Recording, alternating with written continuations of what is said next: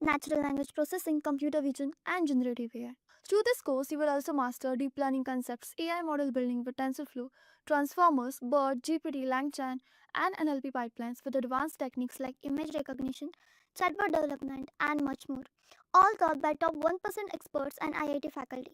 And with this course, we have already helped thousands of professionals make successful career transitions in AI and data science. You can check out the testimonials on our Achievers channel. The link is in the description below. And without a doubt, this course can set your career to new heights. So visit the course page link given below in the description and take your first step towards the dream career growth in the field of artificial intelligence. Let's start from here. So you will see that guys that there are some handwritten digits. So this is a very famous data set coming from MNSIT data, right? It's a handwritten digits, and generally these are in what 28 by 28 pixelated form. I'll show you the real data later in the course, but although the scale is not very obvious, but if you see this is 20, the last is 28. So basically imagine that every digit falls in like a grid, okay? Something like this. Since it's a pixelated form, right, it looks like 28 pixels by 28 pixels, okay? Every number, every digit. So suppose you say 3, it looks like that. So this is coming from real data.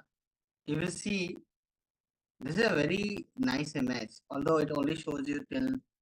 Can you guys see that? I know it's little tiny, but let me zoom in a bit. You will observe.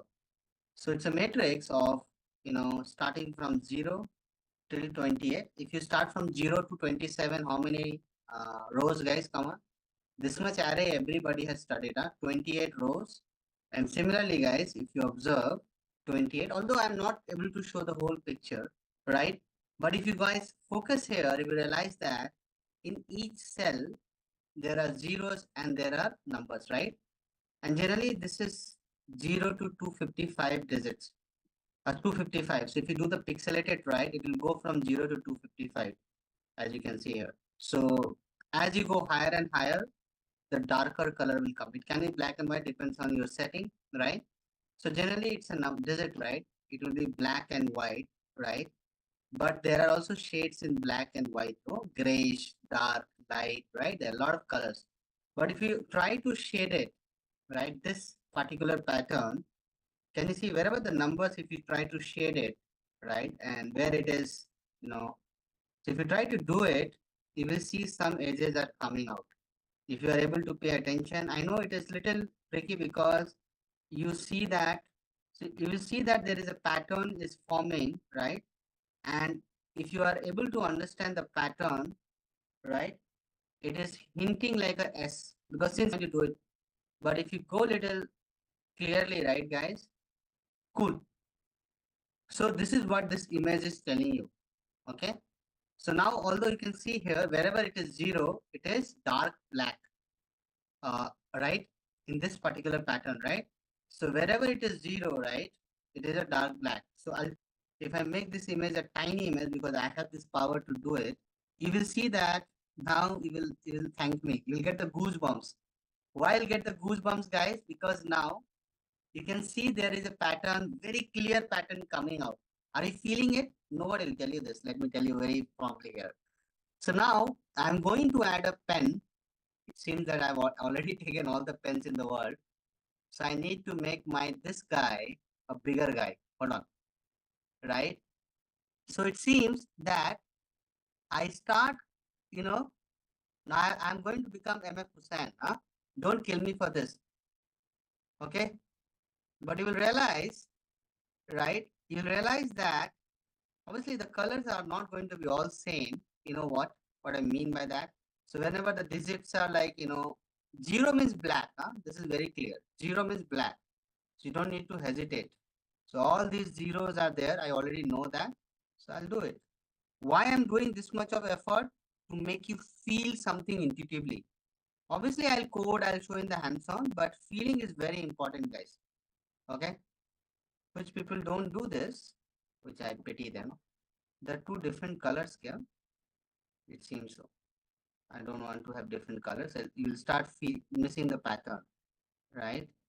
You'll realize that if you're very careful to do this pattern thing.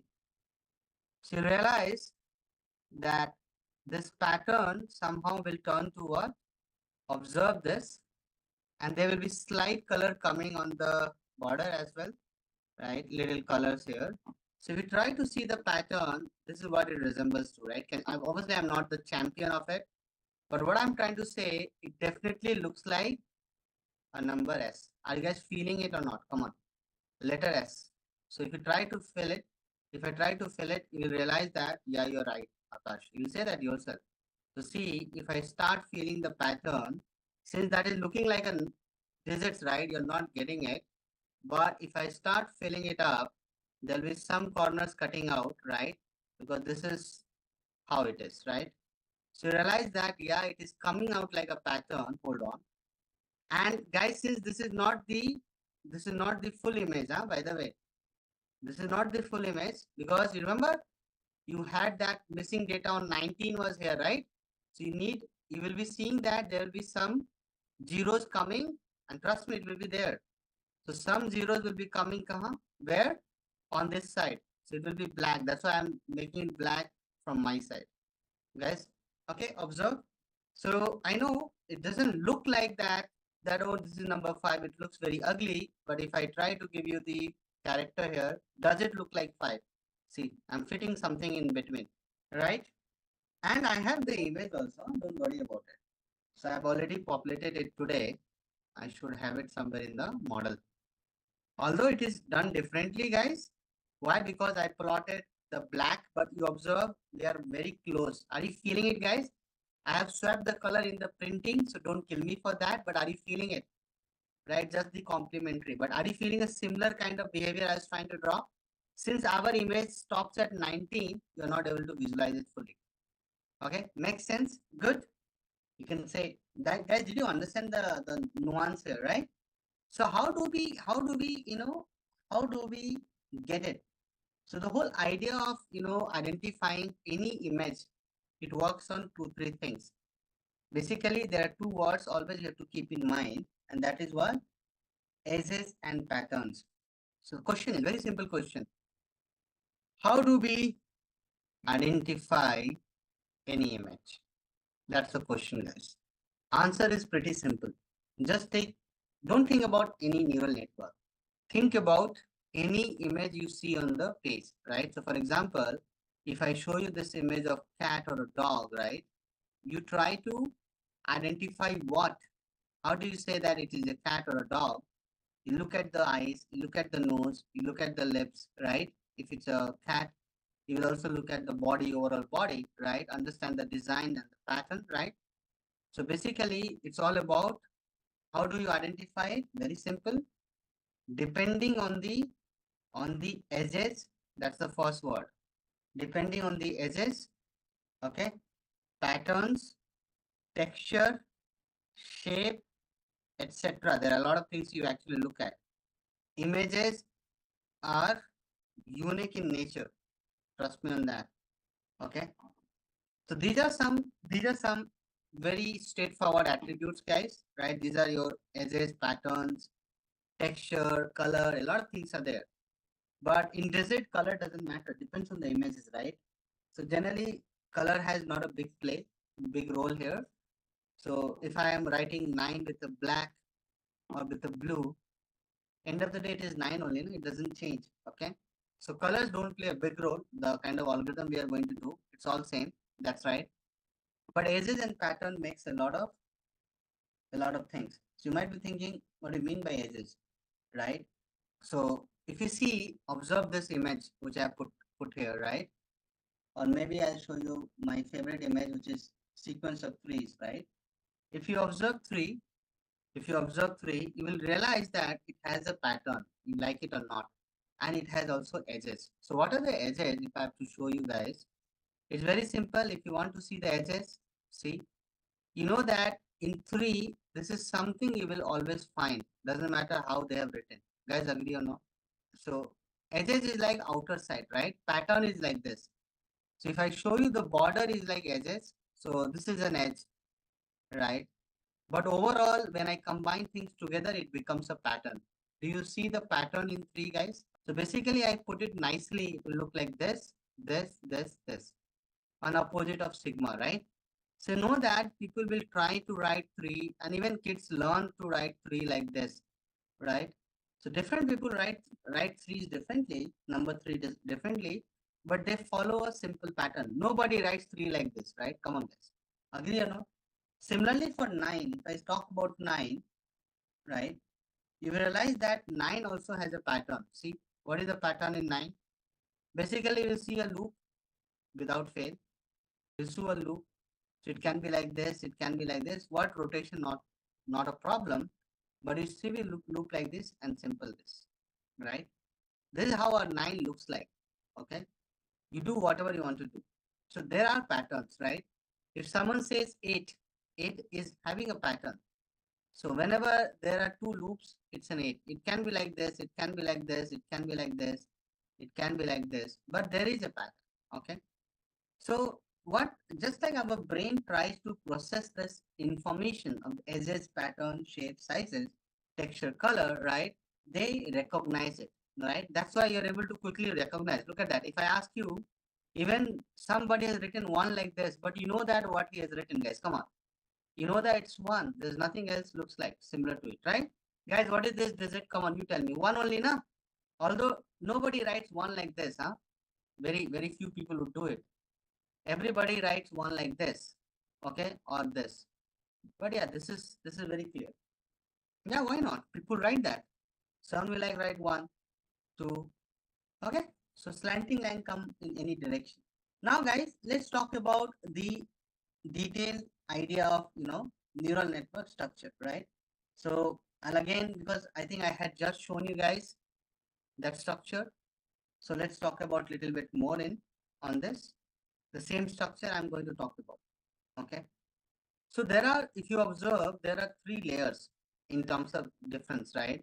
One is input layer, one is hidden layer, but hidden layer can be a lot in number. See, 1, 2, 3, and then the finally is you get output layer, right?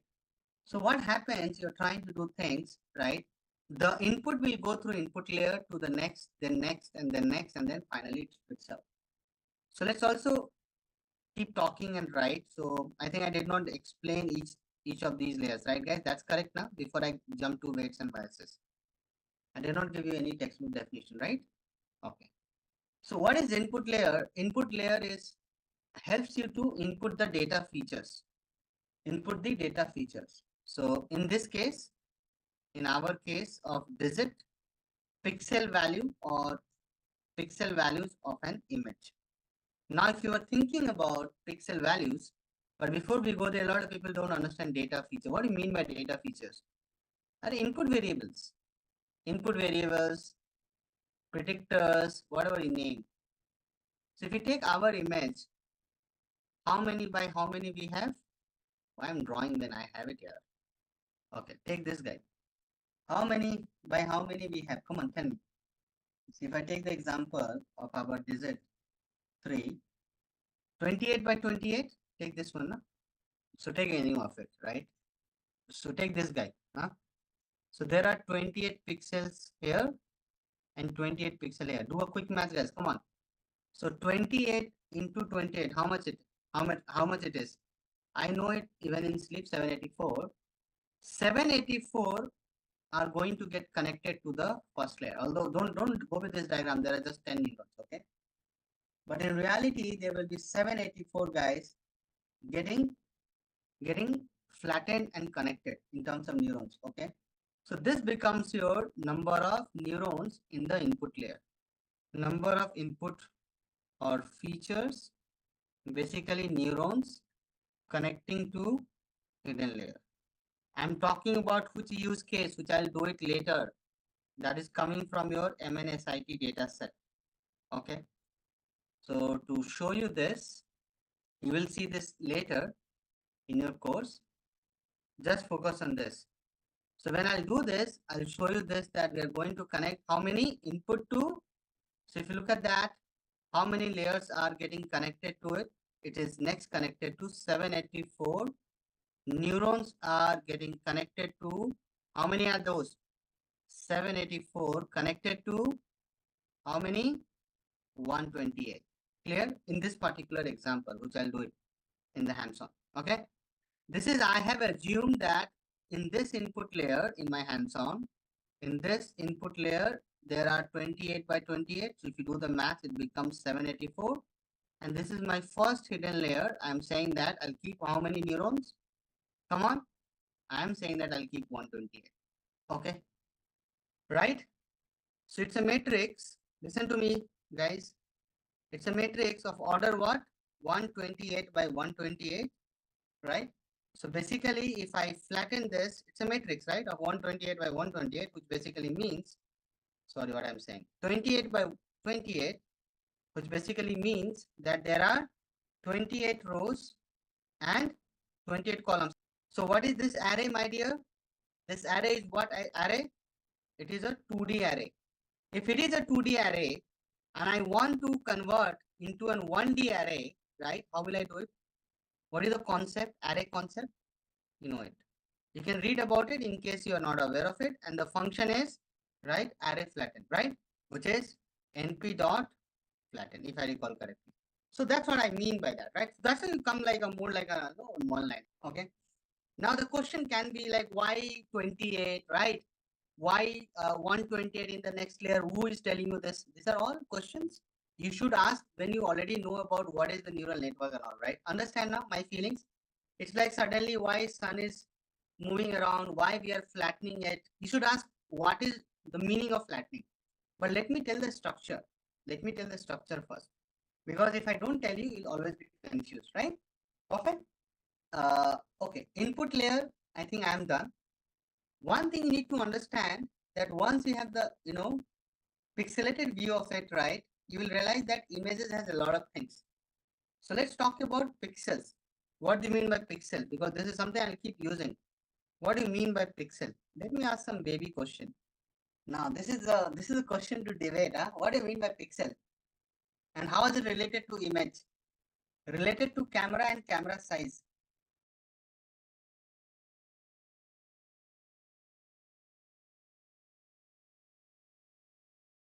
So camera to, right? It is resolution of your camera, right? How does it relate to your image size? Let's see how good are you. Everybody will open their computer. You know how to see the resolution of your computer? Because I don't know. What is the resolution of your computer? Yes. So my display is saying my resolution is this 1920 by 1080. What do you mean by that? So if you do a matrix formation, 1920 rows by 1080 columns. Okay.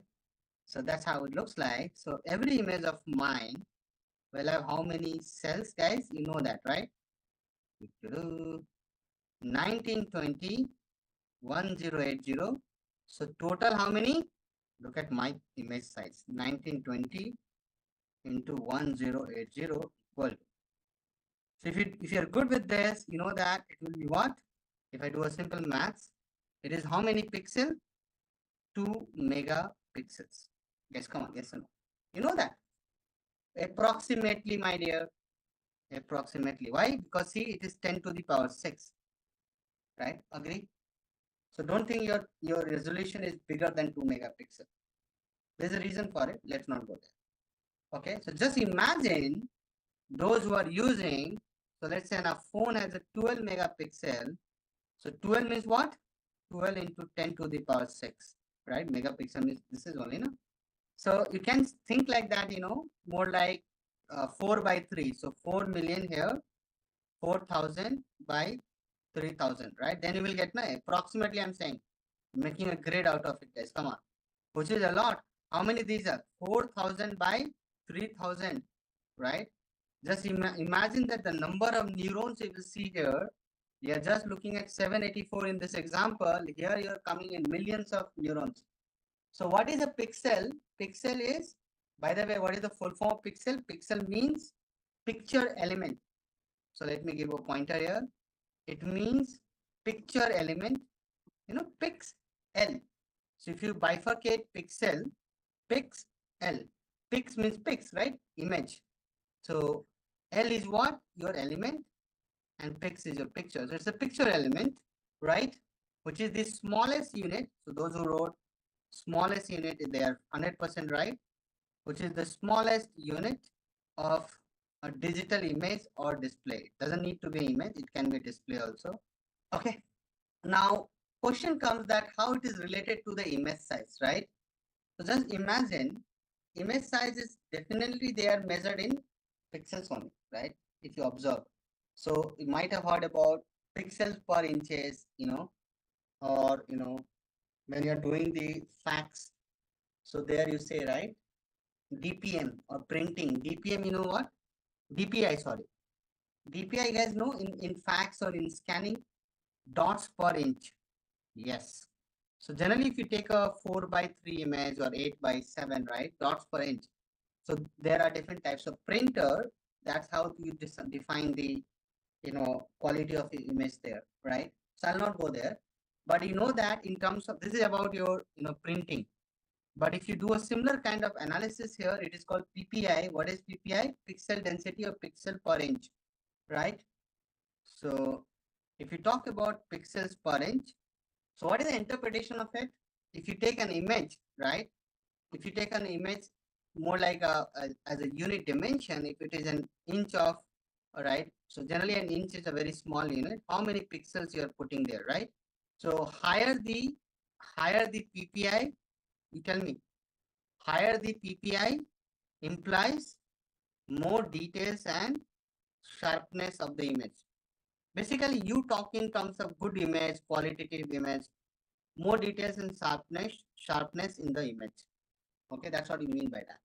Basically, you say you have a better resolution of the image, right? And if your image is better, generally your image size will be also higher. Agree or not? Come on.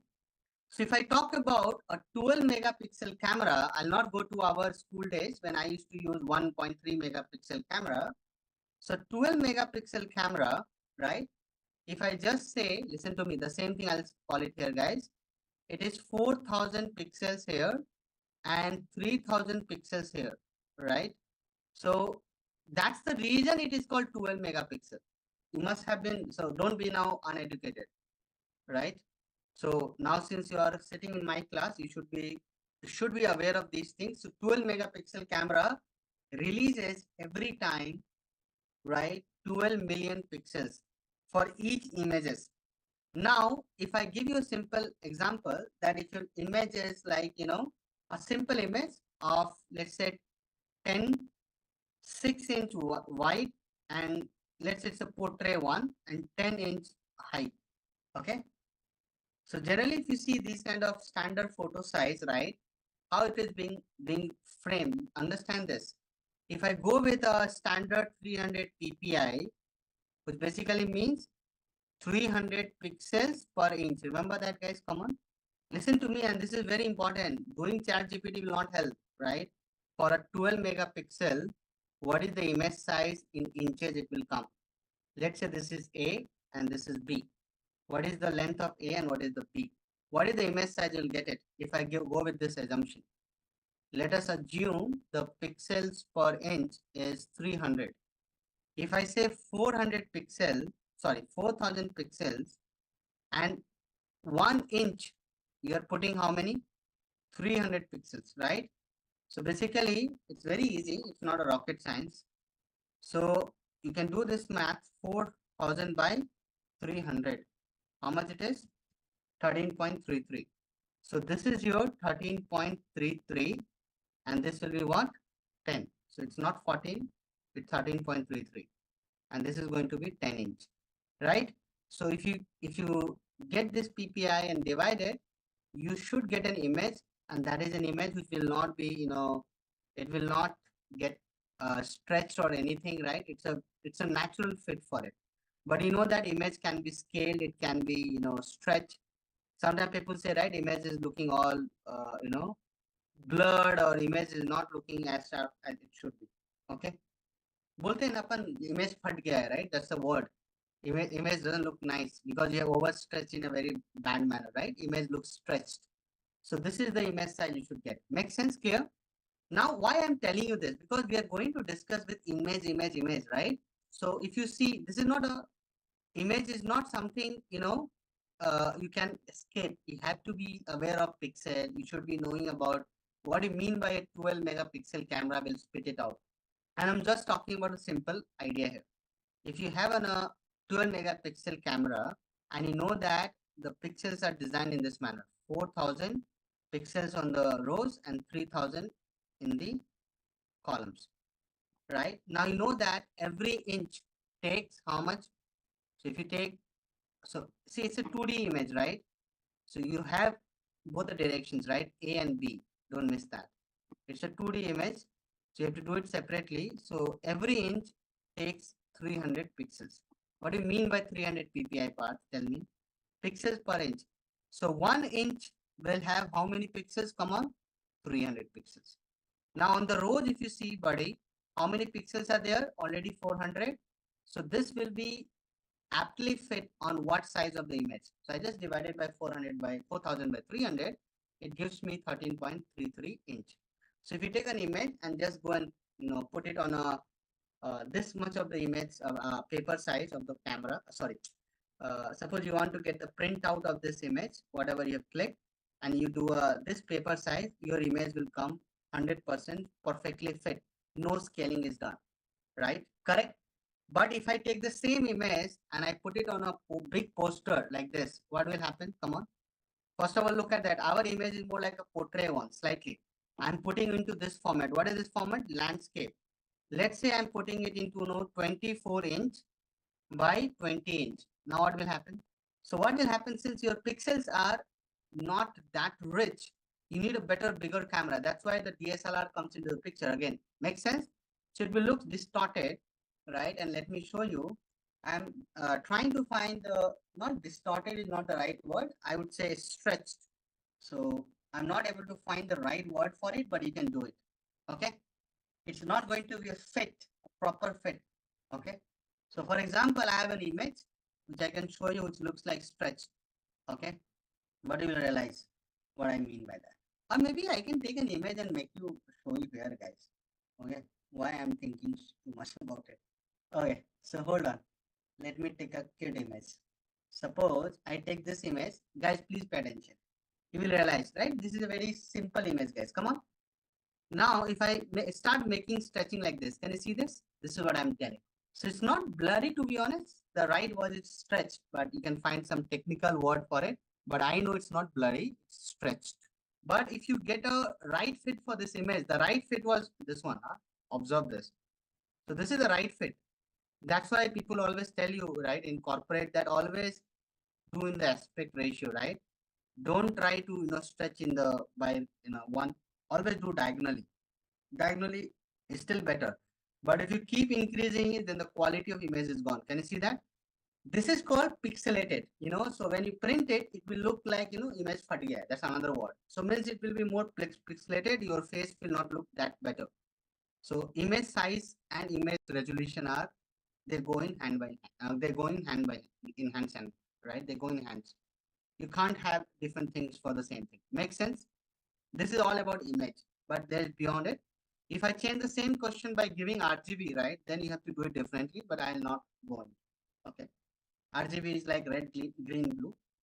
So these are your channels for color, but I'll come back on it. So this is all related to this neural network I started. I talked about input layer. Let's move to the next layer. What is the next layer? That is called hidden layer. Hidden layer, generally trainers say it's a black box. I'm not the guy.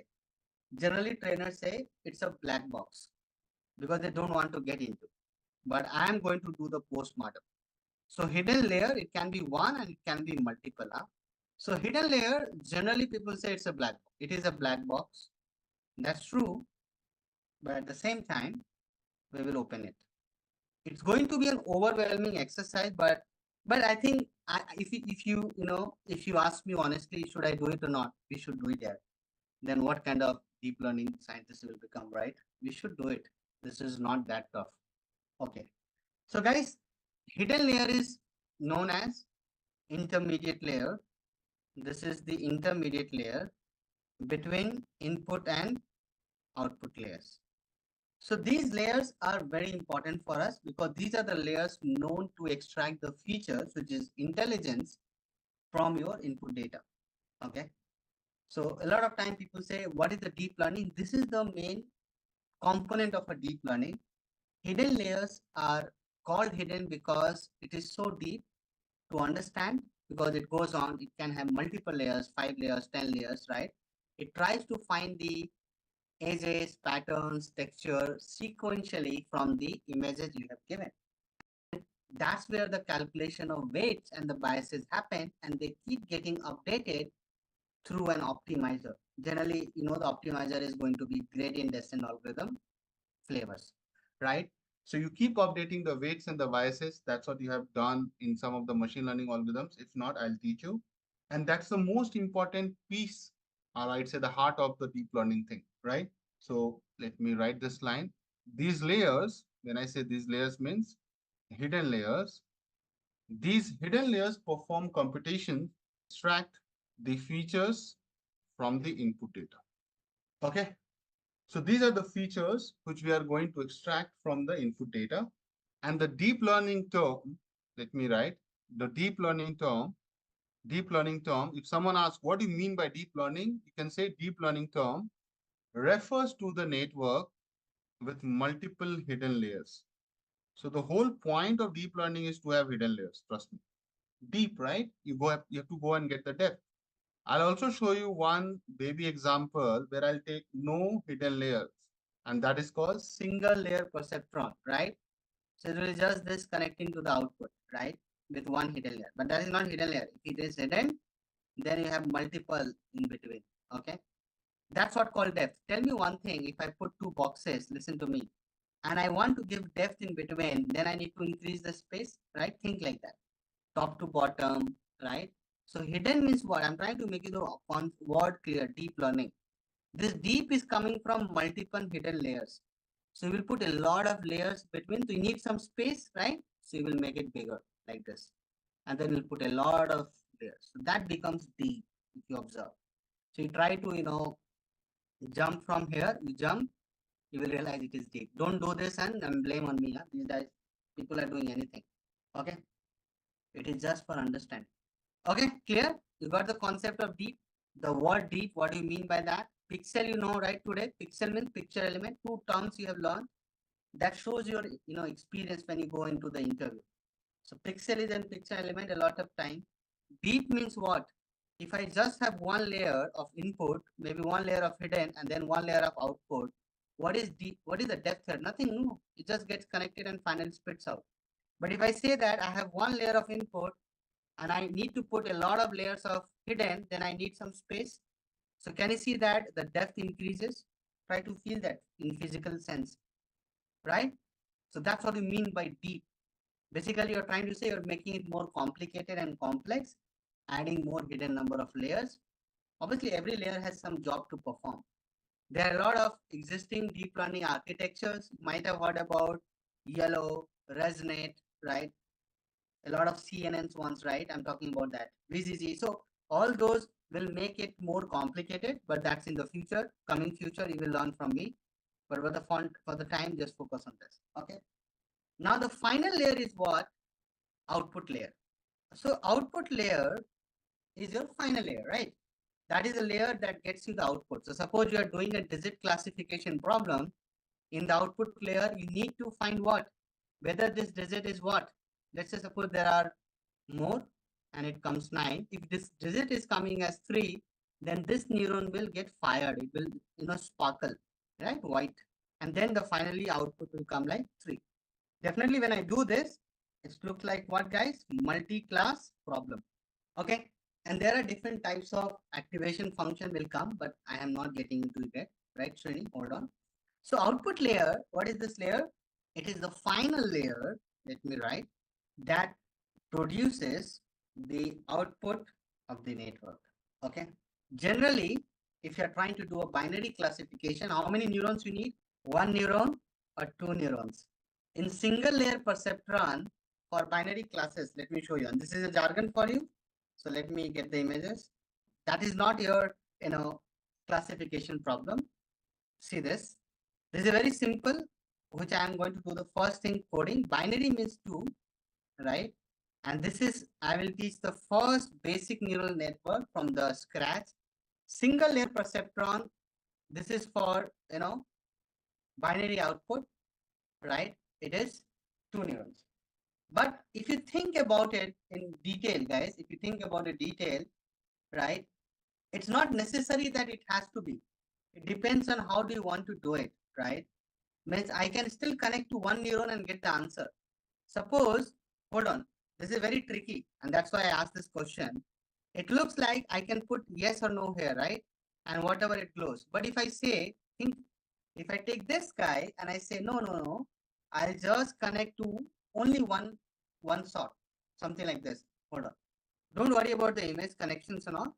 If I just say that, I'll put one neuron here. If it is getting fired, if it is on, I would say yes. If it is not getting fired off, I'll assume it is what, my dear? No. Guys, if I'm asking you, will you attend my class tomorrow? Right? Who is going to attend tomorrow? Listen to me, the art of complementary theorem. You say yes, it means that those who have not said yes, can I agree that they are not going to attend? Art of complementary, right? Can I say that? Yes, to an extent it's correct, but someone can say, oh, I'll change my mind and all. I'm not assuming that if you're not saying yes, you're not going to come. With that assumption, it can still be connected to one neuron. So this is going to be redundant, right? Because one neuron, two neuron, right? You're not going to worry about too much. Because whether it is one neuron, two neuron, right? It is not going to matter much. But you know that minimum you need how many neurons? The right answer is one neuron in the output layer for binary classification. This is the minimum, but you can have two. There is nothing more to stop. And I'll continue and write just below this. Multiple neurons in the output layer for what kind of, for multi-class classification. Here I'll use softmax, right? So these are some good jargons you might have been hearing about. Softmax, and I'll write here sigmoid. Sigmoid is used as an activation function for binary classification. Softmax is used for multi-class classification. Are we clear? So guys, neural network was developed by Mr. Warren McCulloch. So let me write. You should know the name. Warren, not Warren Buffett. Warren McCulloch. And there was one more guy, Walter Pitts. Walter Pitts. Correct the names if I do mistake. 1943, can you believe it? So a lot of people think neural network came in 2000. No, it came long back. It was an idea which was proposed long back. Don't think that. So this was proposed for the first time in 1943, before our independence. So these are the guys for the very first time proposed the mathematical model for neural network. Okay. So let me show you quickly. Suppose if I try to find the digit 9, guys, can you see this? Now there was a question that why does it comes like 784? Because you have to put every input layer in 1D array. That's the constraint. Someone asked me, right, why do you want to get into 784 like a flattened thing? Because this is a requirement that if you want to do a input layer, what is input layer, guys? I think you know, right? This is your input layer. Let me write very clearly. This is what, my dear? Output layer. Okay. And these guys are what? Hidden layers. Now the question can be why it is being connected to 128 or 5 or 10. Don't worry about it yet. Okay, please don't do it. Because then you will miss the fun. I'll tell you everything. What are the standard? So this is your black box, although everything is black here, it's a black background. And the credit goes to the guys who have prepared this nice images. It's very tough. So if you're trying to do what happens now, guys, you will try to extract the edges, patterns from input to the hidden layer, then it will fine tune in the next layer, and then finally it will fire the right output neuron. So basically what I'm saying at a very high level, 10,000 feet, the moment you give the numbers, remember those numbers 0, 0, 2, 3, 250, right? Those numbers it will come, right? So basically higher the number, higher the neuron firing, right? So in this case, generally, when you say 0 to 225, what we do as the very first step, we normalize it. So what do you mean by normalization? So that we scale it properly. So you take each and every 784 values and divide by 255, it gets squeezed into 0 to 1. So basically all these value will become 0 to 1. And if it is 0, it will be not firing, means it will look like black. And if it is 1, it will fire like as like angel white. So basically if you take the input, it will get fired, and I'll show you in my nice images, it will be white. Some of these guys will be white. Not everything will be white. Then some of these guys will get white, depends on the pattern. Are you feeling, guys? Then finally it will be white. Not everything will be white. And there will be different shades of color, light white, more black, gray, dot black, dot white, right? And finally it will say, I am here, buddy. It that identifies the input image as what, my dear? As digit 9. So colors are going to be in the gradient, and there are only two colors, the shades of black to grayish. Hold on. So there will be grayish also, and then finally becomes white. So let me show you the patch. Because in PowerPoint we have it, the gradient image of black to white. So if you are trying to see this image, I know you're not able to see the white because white is white, but it is here. Huh? Let me show you. Can you see that? Let me write in English. This is white. There will be more, depends on the range. So generally what I'm saying, if it is 0, it will be dot black, and it is white, means it go from white. Since the image in wrong direction, I can't do it. Okay. This will be the heart of it. So nothing to worry about it. Even if you have missed it here, so this is how you put images in pixel forms, right? So generally when you do, shades, so it will come like this. 0 means black, 255 means white in our case, but it can be other way around also. So a lot of time people use 255 as the black and 0 as the white, depends on your setting. But this is how you get the different values to the different shades of the color. So basically 256 shades you are going to see, not only this much, by the way. So 256 shades, which will be very close. So basically 250 will be closer to 252 and 256. 0 will be closer to what? 25246, right? Guys, agree or not? In terms of color shading, just focus on this part. Okay. So this is related to pixel. So we saw those number, right? 0 to 255. Basically, that's a range in pixel. It's a range, right? 0 to 255. So basically, total how many it is? Total it is 256 values, isn't it? So generally, this is the most digital images will have this kind of format. So most digital images like what, JPEG, or you have heard PNG, right? Must have seen those image format, right? So JPEG, PNG, okay? So each pixel is going to have certain value to it, right? So if you saw that screenshot of mine, right? Listen to me. I was showing that now. See, so this is like what, 256. In the values of 256 you find for each pixel. So if I pick any one number, my dear, please focus. Can you see there is a value we are tagging to it, 238? This is one pixel, huh, by the way. So total 28 by 28, how many pixels? 784 pixels. In that, there is a value associated with each pixel, which is coming from the image breakdown. Now, what is the meaning of this 250, 253, 256, 100, right? Blah, blah, blah. So the meaning is, I'm writing here, the meaning is very simple. If you take any pixel and you give a value, right? 0 represents as per the notation, but sometimes people reverse it, but 0 represents black. That is as per the notation. You can't change it. And I think I mentioned it also. And 255 represents what? White.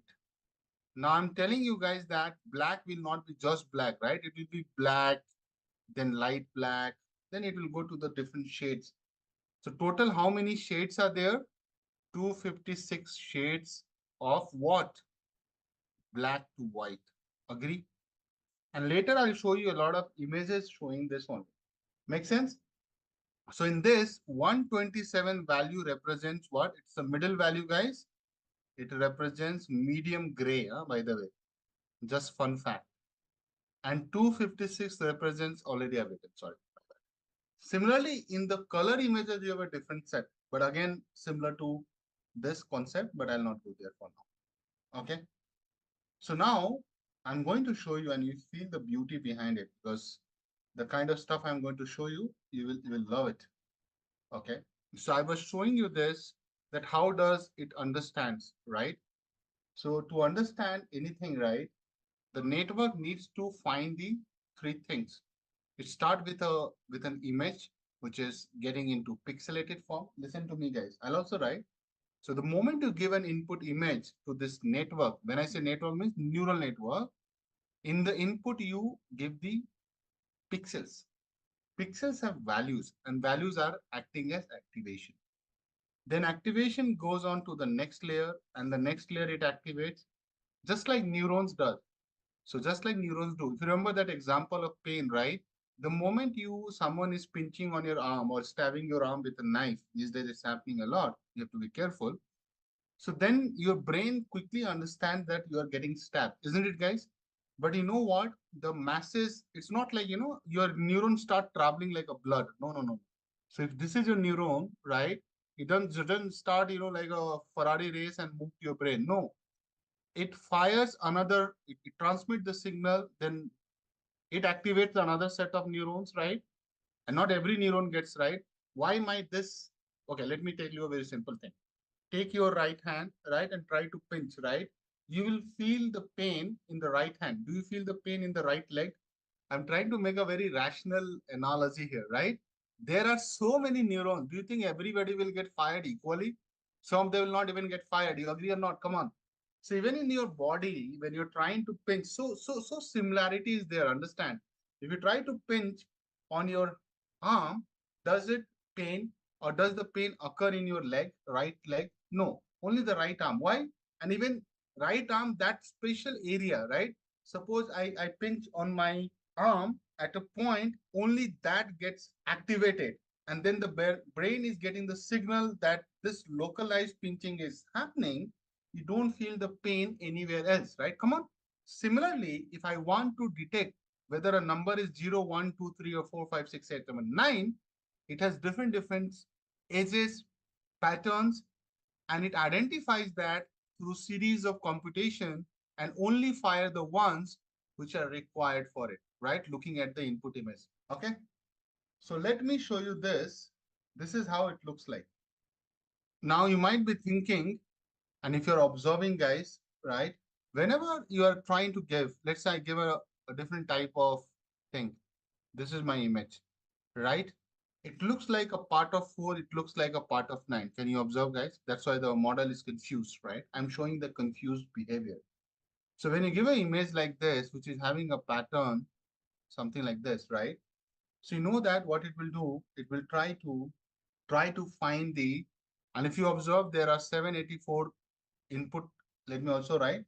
So it is 28 by 28 pixels, which actually becomes 784 pixels in the input, right?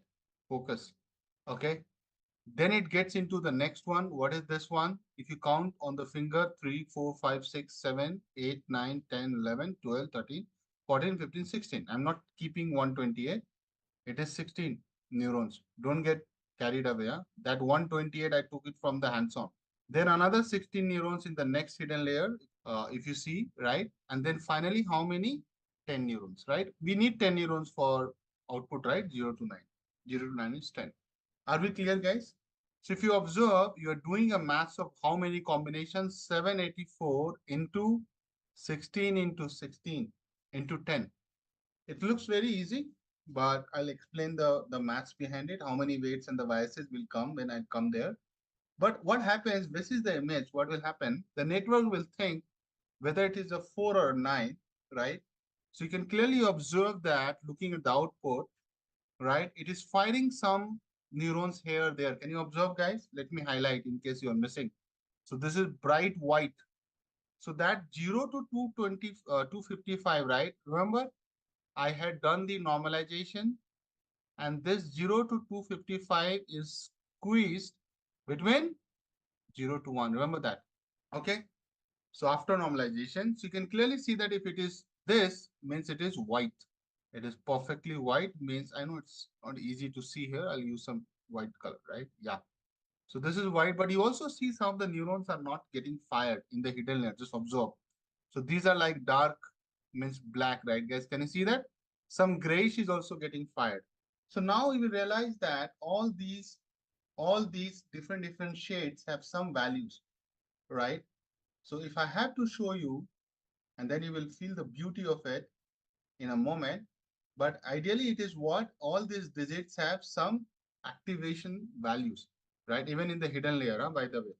So generally, this is what we show, right? Although just this is for the sake of understanding, right? So let's see if I do this. This is my more like what, my dear? Activation scale. Zero means what? Can you see in the diagram? Zero means dark black and one means white. Are you? And then there are different shades of it. You can clearly observe looking at this that as you go from 0 to 1, it turns white. It goes from black to white, right, guys? Black to white. Okay. So some of the neurons will get fired, and that's what you're saying, right? Neurons are getting fired or neurons are getting activated. It's the same thing. Okay. Some of them will get. So, what do you mean by activated? So activation happens at the cost of input first. So you get the input, then the activation happens. I'll come to there. But at least on this image, can I write, guys, that here, can I say that the neural network, I'll write NN, neural network is struggling, so that it is in the notes, struggling to decide whether the input image is 4 or a 9. Because if you do 9, it looks like this. If you do 4, it looks like this, right? But you might be thinking, how does it work? Means what is it doing? How those activations are being done? What is the calculation behind it, right? That's the whole topic for the day. So to get you the intuitive understanding, I'm getting into the heart of it. So now I'm digging it further, guys, as promised. So more in intuitive understanding, going one layer deep. So now understand, guys, how does training happens? How does those calculation happen? So the subtopic within this is how does the training work in neural network? How do you understand what is the digit is going? How does learning happens? So if you observe this diagram, you will understand what I'm saying. There's some really nice diagram put by some really good guys. Okay. If you observe my dear here, you will see that for 3 digits, why I've taken 3 digits, there is a reason for it. Can you see that there are some commonalities? And if you're paying attention, you'll know. 0, can you see this? 9 has a loop here. Observe. 8 also has a loop here. Observe. But if you break 9, you have two things. This and then you have a stick. Observe this. This stick can be also be here, right? Length, don't worry. Look at the edges. So you're picking the edges, right? These are all your edges. Let me write so that you don't miss. You're picking the edges, right? You're picking the edges. Edges make the pattern and pattern makes the digit. So edges to pattern and pattern gives you the digit. Now, if you observe, you have 8. 8 has, so you can say that this is your, this image. I don't know why I killed it. And this is your, this. Observe this. Then you have this big stick and then you have this long stick. See. Okay. And then you also have this different one. Right? Maybe make the same color. Are you with me, guys? So are you able to break every digit into some edges? So what I'm telling you here, every digit has some edges which neural network identify. I'm writing why because so that you don't miss on it. Clear? Now, if you try to understand, let's go back to our thing 9 again because 9 is something I want to make you understand. So you know that it will go in sequence, right? So if you want to find 9 and let it identify, you realize that in the next layer, which is hidden layer, second hidden layer, let me write so that you don't miss it. So this is hidden layer 1. This is hidden layer 2. Now there are 16 neurons here, 16 here, 10 here, and 784 here. Don't miss on that. Neurons are connected to some lines, right? Those are known as weights. I'll come to that. But understand that if you even focus on one of the neurons, right? It is being connected to 784 combination. That's why it's called fully connected layer, right? So you're connecting to everything, right? All the inputs. Basis that, what it does, it tries to give you those shades of different color, and it activates the neuron in the first hidden layer, which eventually activates some neurons in the next layer. So what it does, it sees that, hey, hello, there is a loop. Come on, focus on this, guys. So suddenly you know that this particular neuron tags to this loop. So it gets bright white. Come on, understand this. I'm making it very simplified for your understanding, but are you able to follow, guys? If you focus on the box, let me zoom in a bit so that you can see that. Okay, everyone, can you see that? So you know that 9 has a pattern. What is the pattern? This is the pattern. There is a loop. You know that loop is going to come here. So you see this neuron gets activated. Bingo. Are we clear? Then you also see that there is another pattern, and that comes the stick, right? The vertical stick. And you see the vertical stick is tagged to this particular guy. So it says, hey, hello, I'll glow now. Let me glow. So he says, okay, I'll glow. So this is getting activated. Are you feeling the beauty, guys, at a zoom level? Now, you know that if I'm going to do this, then output layer is going to get combined, right? So everything is connected to everybody, but you know that this will combinedly, right, go and form a pattern. And pattern forms a digit. So you will say, I'll take this and then I'll take this. I'm just showing you the beauty here, guys. And then you know that if I combine these edges, it becomes a pattern, and pattern matches what digit? 9. So then, since it is all connected to everybody, is connected to everybody, but finally identifies a digit as 9, right? Are you getting the goosebumps or not? See, let me tell you, obviously I have not done these images, but I have gone through all this, structure to understand it. Okay, so that I can explain you. Are you feeling it or not? It depends on your exposure, but okay. Why can't it be 6? You need to understand that 6 is what? Let me show you the pattern. 6 is like this, right? If you observe, first of all, there is a big difference between this loop and this loop. You understand? Look at the directions also. Huh? If you put it here, it's a very different thing. So I understand your point. It can be 6, but it also looks at whether it is like this loop or this loop. Rotation is also considered in this. That's why I need a lot of neurons. So it will identify differently. Now, if you understand this, guys, then you have to also think about one important aspect of when the moment the digit comes, right? Remember I showed you the 9, it looks like this. So that image, if I blown it up, remember I showed you 3, 6, 5, whatever digit. This is how it looks like in the pixelated manner, guys. Can you see this?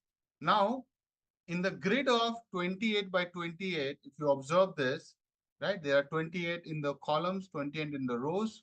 You can clearly see wherever there is a matching edges and patterns to number 3, it gets white. I'm just trying to show you this part of the image. So what happens when you put it into an array of like 784 pixels, right? Most of them are black, means 0. Only few of them are like 1 and closer to 1.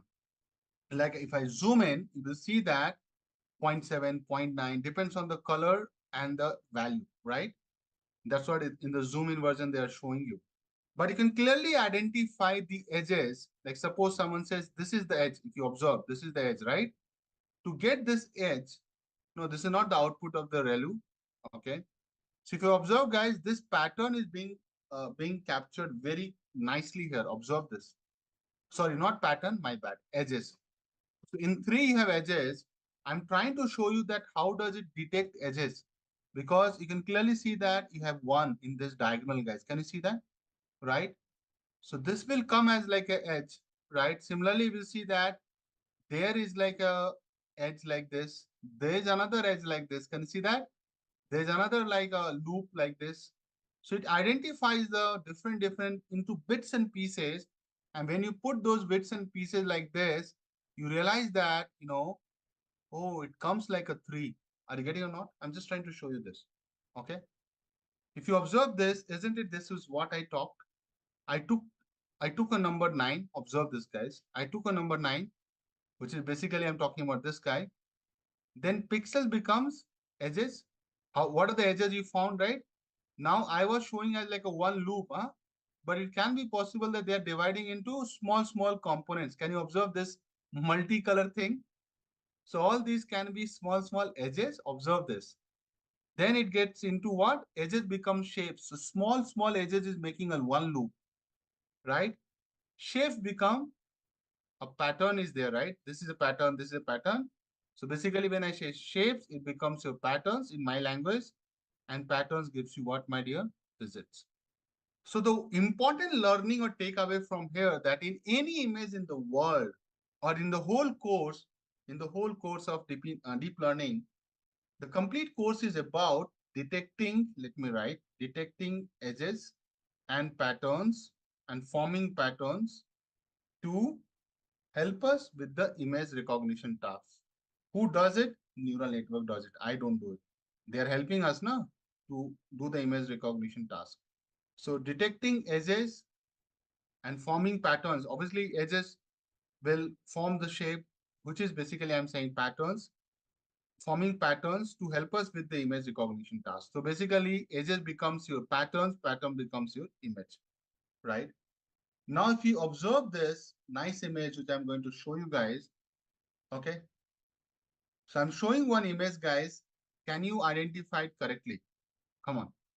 At least you know that it is Simba, lion, tiger, right? Your confusion, it's not a dog, right? So far, if you're not saying it's a dog, it's a lion, it's a lion. But when I show you this, how quickly you identify it, right?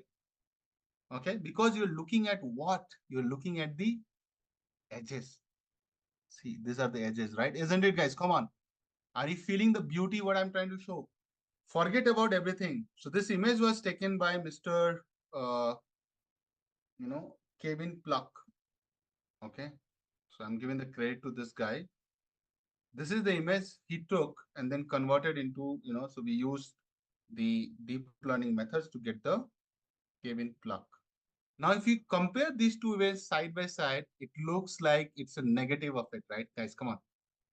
So we applied the, edge detection thing, and you can see that it looks so nice, guys. Again, and those who are my peers and those who are my peers older than me, they know that they have must use Kodak camera with the flash, and they must have used negatives, handling the negatives carefully, going to the photo center and get those negatives developed for the pictures. Have you done it? Those who are Gen Z, they have no idea, but I have used Kodak 36 reels, right? In my when I was a kid. Okay, but are you feeling it, right? So the same principle what we do here, get back to here. Are you not doing the same principle to detect the edges of the digits? So on the same principle, you can detect anything, any image in the world, because you can find edges. Edges can help you understand the pattern or texture, right? Now I'm using the other words also, texture and the shape, right? Because if I just show you this part, it can look like a dog also to some, not because there is a big nose here, so you might not say dog, but golden retriever dogs have a similar kind of hair structure, right? So texture, structure, it helps you with a lot of details, right? Are you with me? So ideally what model does, model tries to dial these knobs. If you have seen the movie Imitation Game, if you have not seen a movie recommendation from your trainer, hardly I do it, but you must watch since you are studying deep learning with me. Imitation Game, right? If you watch this movie, you'll see this machine shown in that movie, right? It's a dummy one, but the story of Alan Turing. Alan Turing, he's the guy who single-handedly, right, defeated the Germans, right? They were in England, and they developed this machine to decode. It was the first machine which became the inspiration for computers. So if you observe, so these are the knobs, right? Take these knobs and look at me. This is my creativity, copyright APC. I'm connecting these knobs as neurons here, right? So these neurons get fired accordingly what you give in the input and get you the output. So in the movie, they use the same principle, right? This position of the knobs were letting them know what is in the message. So they were it more like a decryptor, right? So whatever the encryption they were doing, they were breaking it using this machine in almost 2 minutes, right? And if you remember this movie, they needed some hint to initialize the machine so that it converges faster, which looks like our optimizer, right? So optimizer converges here and gets you the right values of these neurons, right? So that it gets fired, and finally you realize that, oh, this is 9 or 6 or 7, right? Similarly, in the movie, if you observe, right, they use the word Hail Hitler as the initialization, because they know that the first word in that document will be Hail Hitler.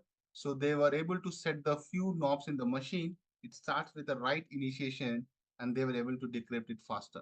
See, I'm not a computer science buff, so I'll stop my emotions here. Okay, are we clear, guys? Okay.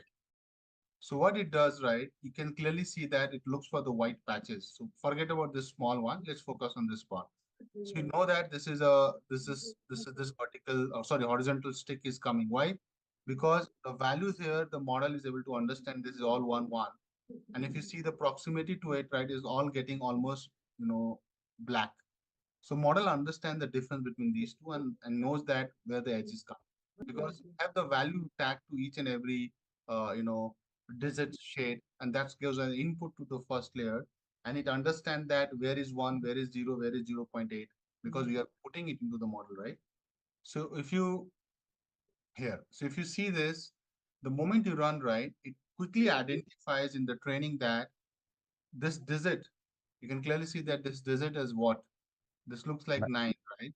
What it does, it tries to break into small components because of the neurons you have, right?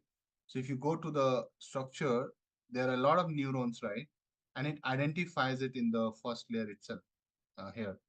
So it activates it. We have the values, these values. Then it helps to find that, what are the possible edges it can detect looking at these values. So you can clearly see that when you are looking at the values, not everybody is white, right? But still it is being picked. This is your edge, by the way. This whole thing is Correct. your edge. If you observe this, let me clean this because then you will know. This whole thing they are considering at edge. What is not Yes. going to be in the edge is this part of the chart, right? Because they know that it's 0, but they understand that this is 1. So they'll give more white color, less color, and they know that.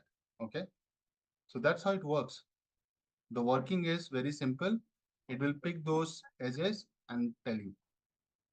Okay. If I convert this image, right? So you're basically what you're doing. You are going to increase it.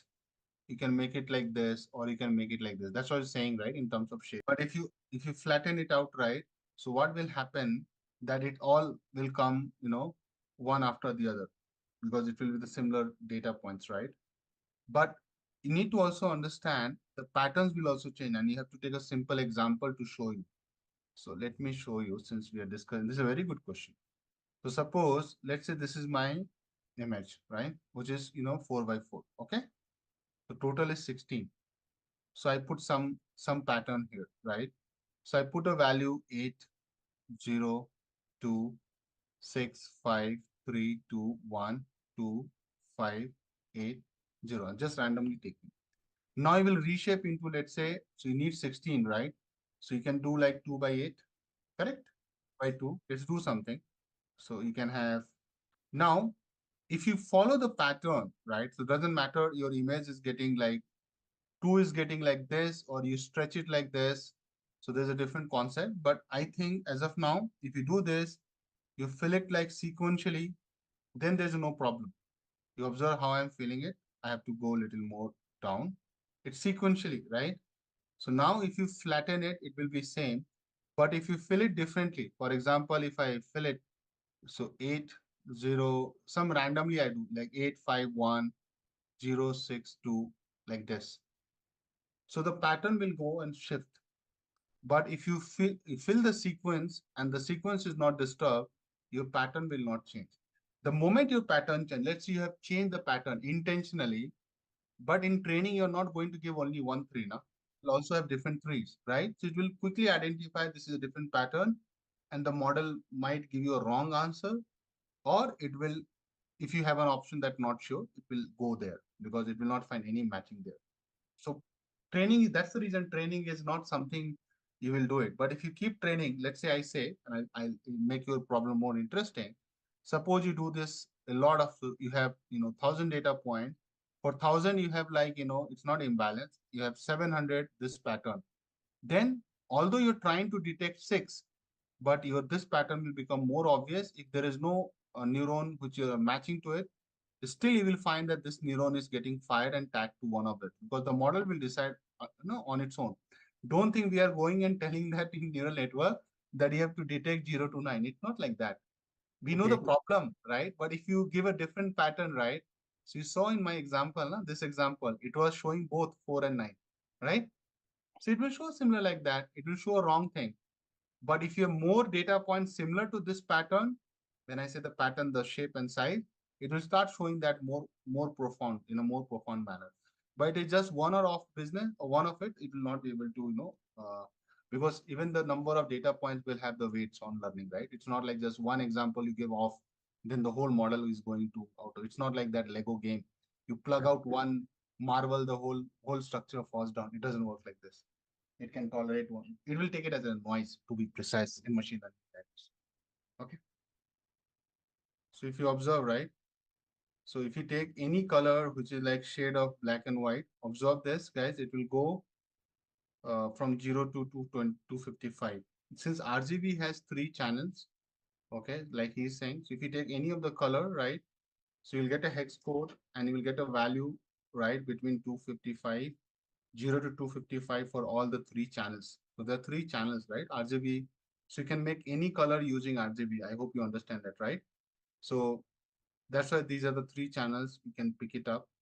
But since we have not done any color images, you're not able to visualize that. But everything in color is always in the range of 0 to 255. Okay. How information passes between the layers. So, and this is something I'll show you with a lot of images so that you don't miss it. So on the similar structure, suppose I want to pass an edge. This is an edge, guys. It is trying to find edge. That edge is mostly showing your letter, digit 3, not letter. So your input is same, nothing changes. You have this pixelated image, 28 into 28. Let's say this is the 3, right? So you are going to have the flattened one. And if you observe, everything is connected to a lot of neurons, right?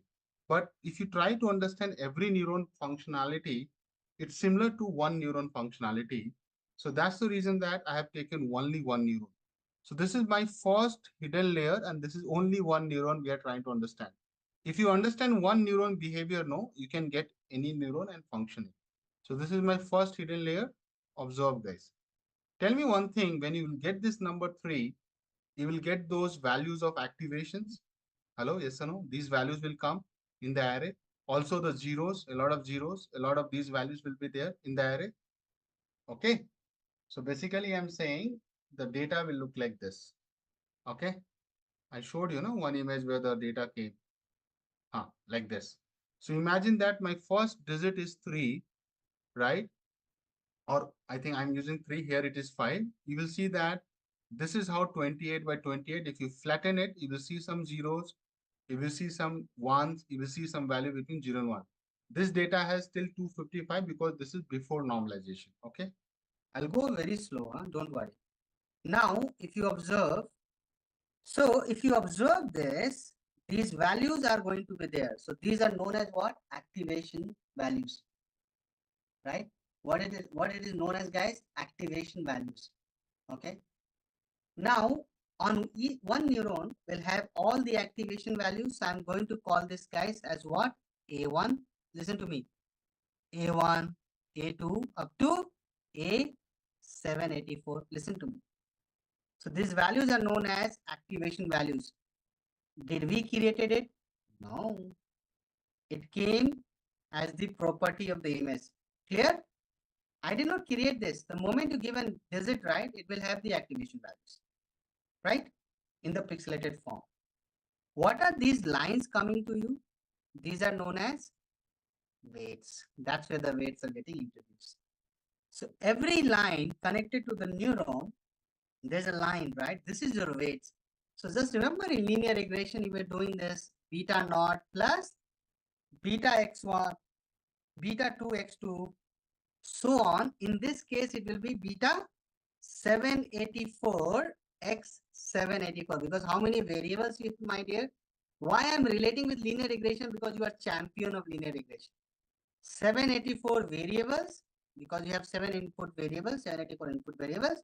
And what are those guys? Those are known as coefficient. Remember that? We have a lot of it. Can you believe it? It's such a big model. Everybody, are you guys with me? Then you might be thinking, who is this guy? This is known as, in our language, so guys, all these are known as weights. In this case, also known as weights. Even in linear regression, your trainer must have taught you. And this is known as bias. If not, I can do it. So this is how I'm introducing the weights and the bias. Now you might be thinking, what is weight? What is bias? Right? Yes or no? Thinking about it? So bias and weight is very simple. Suppose, listen to me, I give a very simple linear regression equation. Y equal to 20 plus 100x1 plus 10x2. Now, which variable is going to have a lot of impact on the price of tomato, my favorite example? You will yourself say, Akash, it's x1. How did you say that, my dear? Because you looked at the weight, wasn't. In Hindi, we call this weight, right? So the weight is higher, the impact of this on y is higher. Agreed or not? Come on, guys. Even these variables are off, means 0, still you go and have a ready to set constant value, that even nothing is there, to still I charge 20 rupees. Hello, listen to me. Guys, that's what we call bias, right? In linear regression, this concept is called intercept also, right? Yes or no? A line which has some, so intercept is what? Something like this. You start from somewhere, right? You don't start from 0. So bias is saying that even if you don't have any impact, this is like a very good world. Your tomatoes are not going to get free. If you think in mathematical form, it takes the form of y equal to mx plus c. I'm talking about c. Come on, guys, yes or no? So similarly, if you bring this concept and come to the neurons, right? Now, combinedly, these guys, A1 into W1, A2 into W2, will decide what is the going to be the value for this guy. Which guy? This neuron. Whether it will be a white neuron or it will be a gray neuron, God knows, right? Or it will be a black neuron, God knows. Are you getting my point? This will control. These are the knobs which will decide. And these will decide the next. And not again, not only one. All the guys will decide the next and the next. That's how it works. Are you feeling it? So if you are feeling it, let's not wait. The way I'm showing the images and to show you that how does this work, and thanks to the guys who have put together, but if you understand that these are the weights, guys, I mentioned just now, let me highlight it. The lines are the weights. You are seeing two colors here. If it is a blue color, it is going to be, if it is a blue color, and if it is a red color. If it is a blue color, guys, it will means positive. Red color will be what? Negative. Are you guys with me? Observe this, no? All the blues are the positive, all the less than is negative. So now the weights can be positive or negative. Now understand, if something is negative, the price will not increase, price will go down because of the impact is reversed. I'm again bringing the same example, yes or no? Suddenly if I make this negative, then the price will go down. Agree or not, guys? Come on, right? So similarly, these weights are going to be decided by the optimizer. I don't decide it. I'll just initialize the weight, but the optimizer in this case, but the basic is what? Have you heard about this optimizer? So what it does, it takes the cost function or the loss function, gradient descent algorithm. GDA, a lot of versions of GDA, but the one which is very famous is known as Adam. So this is a jargon for now, but don't worry. Adam is one of the famous optimizer people use in deep learning. Gradient descent algorithm finally runs a lot of iteration to get you the final values of the weights. Isn't it? Linear regression also does the same thing. I showed you a very nice example where the weights are getting decided, and to show that, suppose this is my distribution. I'm taking some balls, there are infinite balls. Now tell me one thing, if I try to fit a line, this is my line, right? See, this is simple linear regression, guys. Suppose I try to get a line, right? So see, if I show the error, residuals is error, if you draw the perpendicular, if you draw the vertical lines to the line, this is the error. A lot of error is there.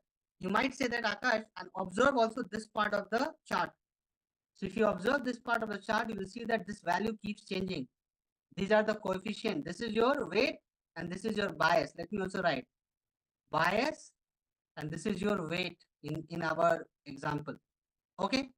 If you observe, right, if I increase this, you have a lot of residuals and you will see the residuals coming like here. A lot of errors is there. Squared sum of residues. Remember that? A lot of, look at the blue line. It is a huge line. If I try to go up slightly, see the lines is getting shorter. Focus on the sum. Are you guys observing? So you're getting in the middle of the distribution. You're also changing this. Look at the weights and the bias. It's like dial is getting twisted and engine is trying to find it, which is the right fit, the best fit for this linear regression line. You are still having errors. You see that, is it the error I have to go ahead with because I can't do better than this? You are doing it intuitively, right? Guys, observe this.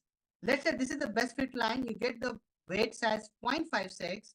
You might have started like 0, right? Or -10, but sliced and diced this knob, right? And got the optimal one. Now, this is like intuitively you're doing, right? This is the best fit line, but this is what you have done intuitively. But what is the algorithm will give you? In one shot, it will give you the answer. See that. Now we see that residue is coming from this. Obviously, it is also having the residue, but if you observe closely, it is lower than what you are saying. But we also did a good job, right? Because it's a very simple one line 2D. But if it is like 784 dimension, can you handle it, guys? I don't think so. So the best fit line comes like the red line. Look at the coefficients, the weights and the bias. Here the weights and the bias is slightly closer to what you do, but optimizer will get you the best output here. Are you feeling it? Come on, right? Your residue is not that bad because we did it intuitively. But you understood the working of neural network. It works in the similar fashion, my dear. Trust me on that. So all these weights till 784 is going to be decided by whom? By the optimizer. Just like there's an optimizer working in here. So this best fit line is powered by what? An optimizer, which is doing the ordinary least square and it tries to minimize it, right? OLS, remember? Not ORS, OLS. Ordinary least square means least means minimize. Minimize what? Sum of squared residues. So similarly, we will also have our loss function or cost function and minimize it and get the weights after doing this for one neuron. Now, what is the concept of bias? Bias is what I'm headstrong that I will not allow something, okay? But you can clearly see that the weights are going to be decided by the optimizer who decide the weights. In the beginning, you can make the weights as all 1 or 0. That's up to you, okay? Right? And mathematically, optimizer will keep changing this so that it gets the best fit line, which you saw here. It will try to understand what is the best loss function. Loss function has to be minimized. So it will try to keep changing this value and update the weights and the biases so that it gets the minimum value. Once it converges to the minimum value, the weights are going to be fixed and then it will move to the next and then it will move to the next. There's a concept of back propagation also. So that is what going to drive the updation of the weights and the biases. Don't worry about it. Okay, but that's a big concept. It will come later. Okay. I hope you like this example because this animation helps you to understand how does the weights and bias change, right? If you keep trying to move the line to get the best fit line. Similarly, to get the minimized lowest value of loss function, the weights and the biases are going to get updated. That's the reality. Okay. So when you will see the mathematical function, right, which I don't want to teach you now, but actually it will be what? It will be what? You will take each activation function, right? And you will do the sum. That's how you do. You'll go till what? A784, W784 plus B. This is you have done for one neuron, first neuron. You'll do it for how many neurons?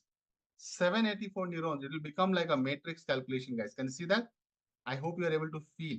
So this part is known as language dot product, because dot product gives you the sum product and then you are adding a bias. Understand? So this is just a teaser, but I'll get into the true maths going slowly into it and gently into it. Okay. So you will do it for 784 neurons, right? Convolution. So guys, this is the new word in the market for you, and that's convolution. Convolution has been derived from the word convolve, right? So I'll show you something and then you realize what's happening, okay? There is a value which you are putting it here by sliding this 3 by 3 filter. Can you see this? It's a 3 by 3 filter because you have 3 rows and the 3 columns. It's a 3 by 3 matrix, right? Observe this. So you'll keep sliding and keep moving and you will start capturing the feature. So what is this you're doing? With everything which you're moving around, the moment you're sliding something, you're trying to capture the complicated details of the image.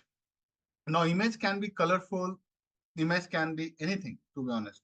Means it doesn't mean to be like it has to be 2D image, it can be 3D, RGB channel, everything. Okay. Similar thing you are saying in a different way, and this is it.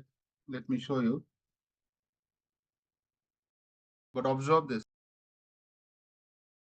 So can you see that if you keep moving around, you will get the value, and also there's a multiplication happening to get the features of the images. That's the intuition behind convolution. So mathematically, those who are from electronics engineer and all, if you remember, and that's something I can show you here, powerful intuition portal. I'm putting here both the links. Guys, you have to see it for yourself, both the links. But if you see what I'm trying to say here, from the image by using a filter, this is your filter, okay? But this is very high level introduction. I don't want to get into the details yet, but you got it, right? But how do you explain convolution to a kid? That question remains there, right? You can't say that, oh, you are taking a filter and all. How do you explain a kid? Okay. How do you explain convolution? Okay, so let me explain. Question is how to explain convolution to a kid. Let me help you. How to explain convolution to a kid. So let us break this. Suppose, so understand, we have a small image, right? So let us imagine checkerboard you have seen, right? Let us imagine, I'll write and talk through. Let us imagine we have a small image. We have a small image.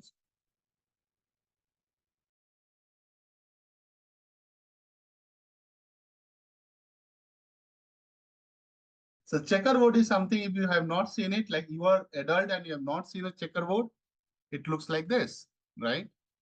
Now, what is our objective? Our objective is to detect patterns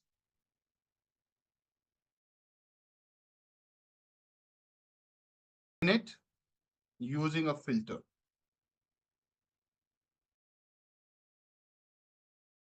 Okay. So far with me. What is the working of this filter? So it will do what? Filter would slide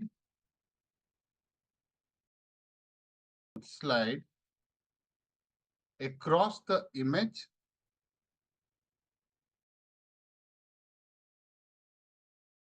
And at each position,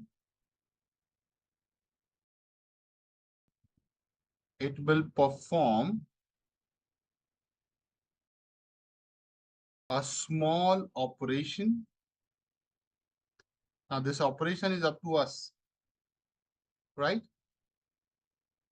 To make this happen, it's very simple, right? You will do some operation, right? That operation is like, okay, I have an image. Let's say this is your checkerboard, right? What we have to explain to a kid that you will go and slide. Now, this is something you have to understand, that you put a box like this on top of it, right? So you're taking a 2 by 2 filter, which is more like a number 1001. It's like an identity matrix, right? And then you do some operation. What is the next step you will do, my dear? You'll move on to the next. Then you will slide the filter like this. Can you see? Then you will move. I'll use some for different colors. So this is your another one.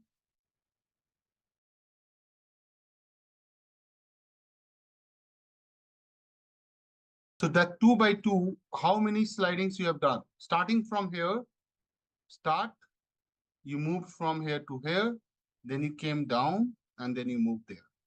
So total, how many calculation you will do? Overall, 4. 1, 2, 3, 4. I know this 4 is not visible, so I'll write 4. So this is your original image. This is your convolved image. Can you see that your convolved image is like having 2 by 2 matrix from 9 cell to 4 cell you have come, right? So you have captured the pattern, right, across the image and simplified it too.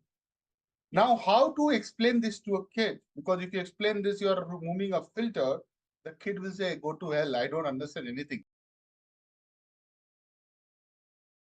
So what you have to say to a kid, I'll explain.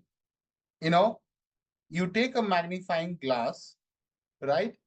And you zoom in using the magnifying glass, right? And try to match the pattern. You clearly know that the moment, suppose I make this like this.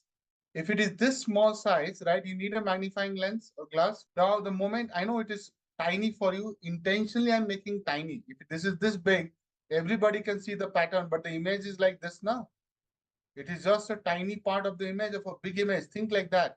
You tell me, without getting into too much of it, you know that these two guys makes a sense. This is how you will realize there are 4 segments, right, guys? Let me make it 100%. Use a magnifying glass, you will be able to match pattern, and you will say, see, is it which one is closer image to each other? So you will say which one is closer to your image. You will say looking at the magnifying glass, although it's tiny. So this is like a why I'm trying to show you this story. This image, the moment you put to a magnifying glass, which is this, so you will say that, dude, look at this. If you put a magnifying glass on top of it, right? What I'm saying as a point, or what I'm making as a point, is that, so what I'm trying to say, guys, if you put a magnifying glass on top of it, your image will look like this, everybody. So what I'm trying to say, the magnifying glass will give you this image. Then you will be able to see that these 4 guys are closer, right? That's the role of a filter. You can ask your kid. Your kid will say that, I think this is closer. Slightly this one also. But definitely these 2 guys are too much closer, right? Similarly, we'll say that, okay, these guys are closer, right? Or these guys are closer. Are you feeling it? So what you are doing when you say closer, the word itself means that you are able to match the patterns. You're making like look alike, match the pattern. Pattern of what? The color, the shapes, and the size, right? Are you feeling similar? Convolution does the same thing. If something is similar, something is correlated, Why you need to keep two things? It's redundant, no, right? So that's what this image does, that out of 9 cells, the same quality of the image can be explained with how many cells? 4 cells in reality. And you don't believe me? No, you have to believe me. This is just the intuition I'm giving, guys, convolution. So, so if you see this, guys, if I just make it tiny, do you see any differences there? Come on. This is how this level it works. Any differences there? But at the data level, there is a lot of difference, guys. In one, you are using 9 cell, means you need a 3 by 3 matrix to represent that image, the left one. The right one, you are using how many? Only 4, 2 by 2 matrix. But in the quality, in the right, nothing goes away. That's how you are trying to take an image and make it easy for everybody. But the moment you zoom in, you see that there is some difference, right? But the moment you zoom out, and that's the role of convolution. Convolution, in simple term, it tries to capture the edges and the patterns and similarity of a big image, right? Detailed image and simplify it. Okay. Are we good? Are you guys good here so far? With me? Okay. So this image will be still there so that you don't forget this line of mine, right? Both original image and convolved image look similar. Okay. I'll write a note here. Do you think it's a valid example to explain to a kid? You can challenge me, no, Akash, doesn't make sense to me. I think you can use a checkerboard and magnifying glass to explain to a kid. Second question. Obviously, there is some informational loss, no, Sharanya, but yeah, obviously, it's always about like you want a 4K or 2K, but the here idea is to not do anything quality image printing. It's not a media business. Here we are trying to detect the images. Convolution neural network is to help you identify the images. You will anyway get the idea, right? This why do you need to go to a clear image? So I'll now intuitively I'll introduce convolution network, guys. So I'll write a convolutional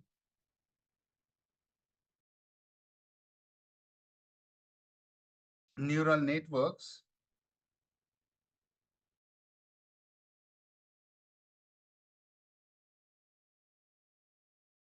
is a type of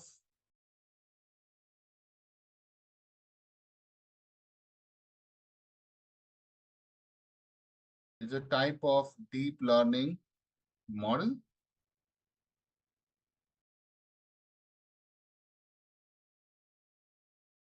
specifically designed for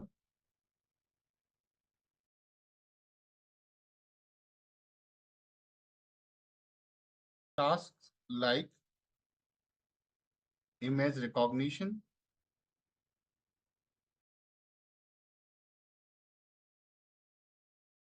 object detection,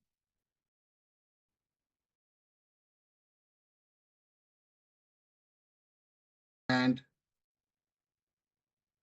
other tasks involving spatial data.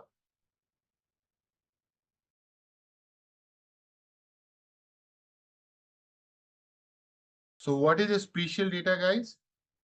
Geodata, weather forecasting, right? Whether in US, right, a lot of hurricanes come, right? And it has gotten a lot of name. Whether so spatial data is all about your anything related to uh, geocoding, right? Okay. Ideally, any data which defines the location and the shape of objects. That's how it is. Okay. It's more related to geo. Okay. Now you might be thinking, you know, CNN is there.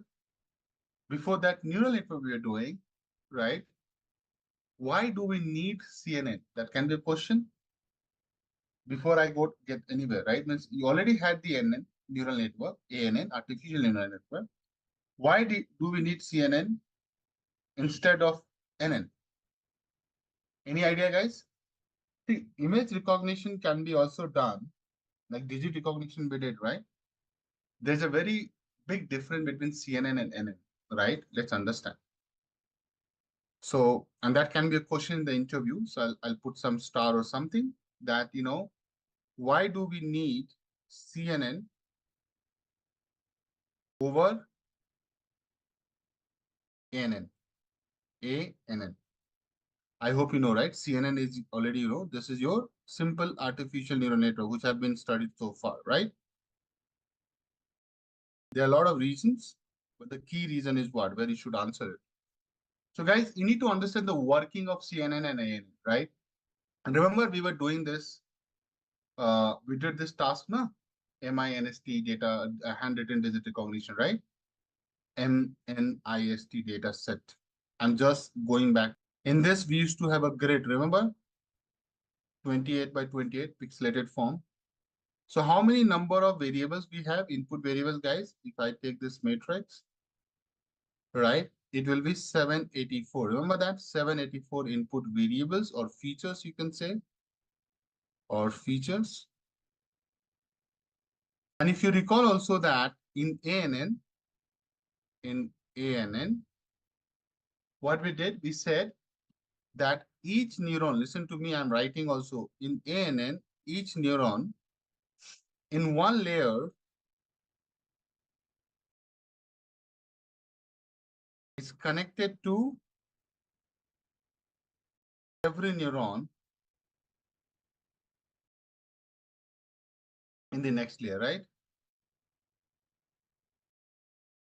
And to do that, so to make it happen, right, to process an image in ANN, listen to me, the image must be flattened to a 1D array. And if you remember my code, I have done this flattening. You can open the notes, right? Image must be flattened into a 1D vector. So to process an image in ANN, the image must be flattened into a 1D vector, right? But what is the problem? The problem is not here. The problem is the moment you flatten, listen to me, the moment or the process of flattening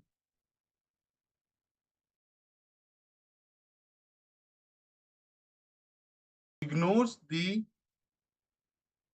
2D spatial structure. Computation will come later, but understand that structure goes for a toss. 2D spatial structure of the image. Basically what that meaning the neural network does not understand or does not capture, does not explicitly capture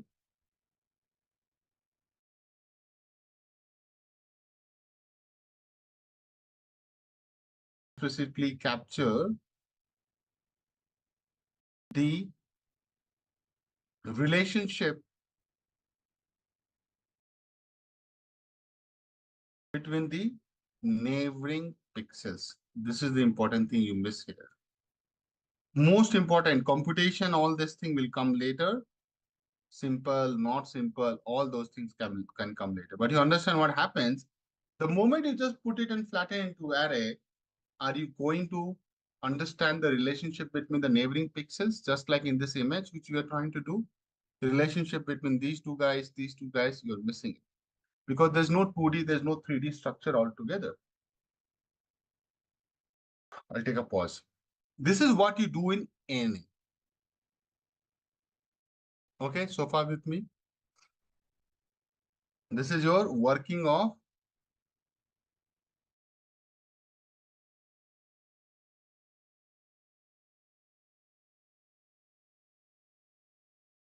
now working of CNN. Although I'll go in a lot of detail, but this is just to give you a high level idea. How does it do?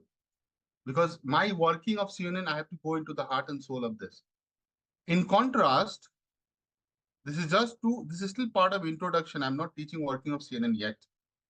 What CNNs are designed? CNNs are designed to handle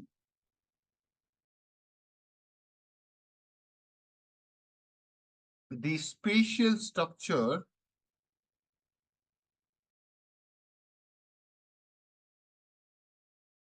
of images. Okay. How do they do that? I have just shown you, in this, how you might have opened these links to see, right? How it is, sliding and, capturing the information. Or in this checkerboard example, right? This is what you say, right? Are you doing any flattening there? No. You are, without doing any flattening, you're moving a filter in that 2D frame only, right? With me? So CNN computational is a little tricky task, but it doesn't do any flattening of the array. It retains the structure of the image and do this scanning. So what I'm saying, high level, CNNs are designed to handle the spatial structure of the images, and they use convolutional layer, which is also called filters. They use convolutional layers to scan small patches, also called local regions, local regions, neighborhoods, right? Neighborhood of the image, and detect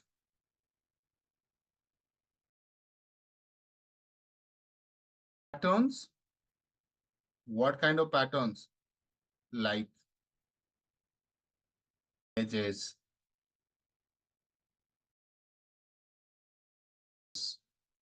or shapes and many more without flattening the entire image. This is the major difference. If someone asks this in the interview, I think these are the questions they will expect you to know before they get into the coding and all. You agree, guys, on this? They will ask you this question, right? Why are you doing CNN? Because you have NN. Why are you not using ANN, right? What does spatial structure include? Spatial image in the context of neural network is the arrangement and relationship between pixels. So let me show you.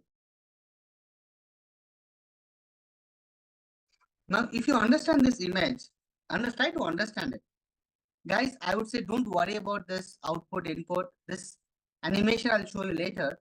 But tell me one thing, if I go into like pixelated form and take any part of the image, do you think there is a lot of similarity? I've taken a very simple image, but if I just go to this part of this image, do you see there is a lot of similarity? At least this whole big patch. Come on, agree or not? So rather taking each and every pixel and convert into like a flattened array, just understand that you're complicating the whole things and missing the similar information, right? So that's where CNN says that, oh, don't worry about it. Don't go into the pixelated form without understanding the pattern. There are a lot of things being done here, right? For example, this image. See this image, guys. Don't get excited about seeing these images. Guys, can you see that? I'm just showing you that, guys, if you see this, obviously, spatial is a word coming from geo, but here in an image, what do you mean by geo? Geo is like location of this patch, this filter, observe this. So location of this filter on this image, right? And then relationship between that. The same thing you do on a global geo map. I don't know how many of you guys have seen this. Earth, Google Earth. Guys, so look at this map. This is a Google. This is coming from Google. Spatial actually means you go to a location, right? So go and pin it. So you come here. Let's say I think I'm sitting here somewhere, right? So I'll go and pin it here. So if I go here and pin it, right? And I come that, okay, go zoom in. So can you find that there is some similarity in the topography of this part of the, right? I don't know how many of you guys are aware that this part is known as Western Ghat. Why it is called Western Ghat? Because of some reason, right? But can you see that the green patches shows that there are a lot of trees here? Definitely Bengaluru used to have a lot of trees, but now not much. So you can clearly see that there is some similarity between the images, right? If I put a pixel here, guys, not this color, some other color, you'll realize that there is some similarity. You can clearly say that this part is more closer to this part and this part is more closer to this part. No, sorry, my bad. uh, this part is also closer to this. Okay, agree? So why I'm saying this, whole idea of these things is that find the location in the image and find the relationship. Now look at this Python thing. It's so interesting, right?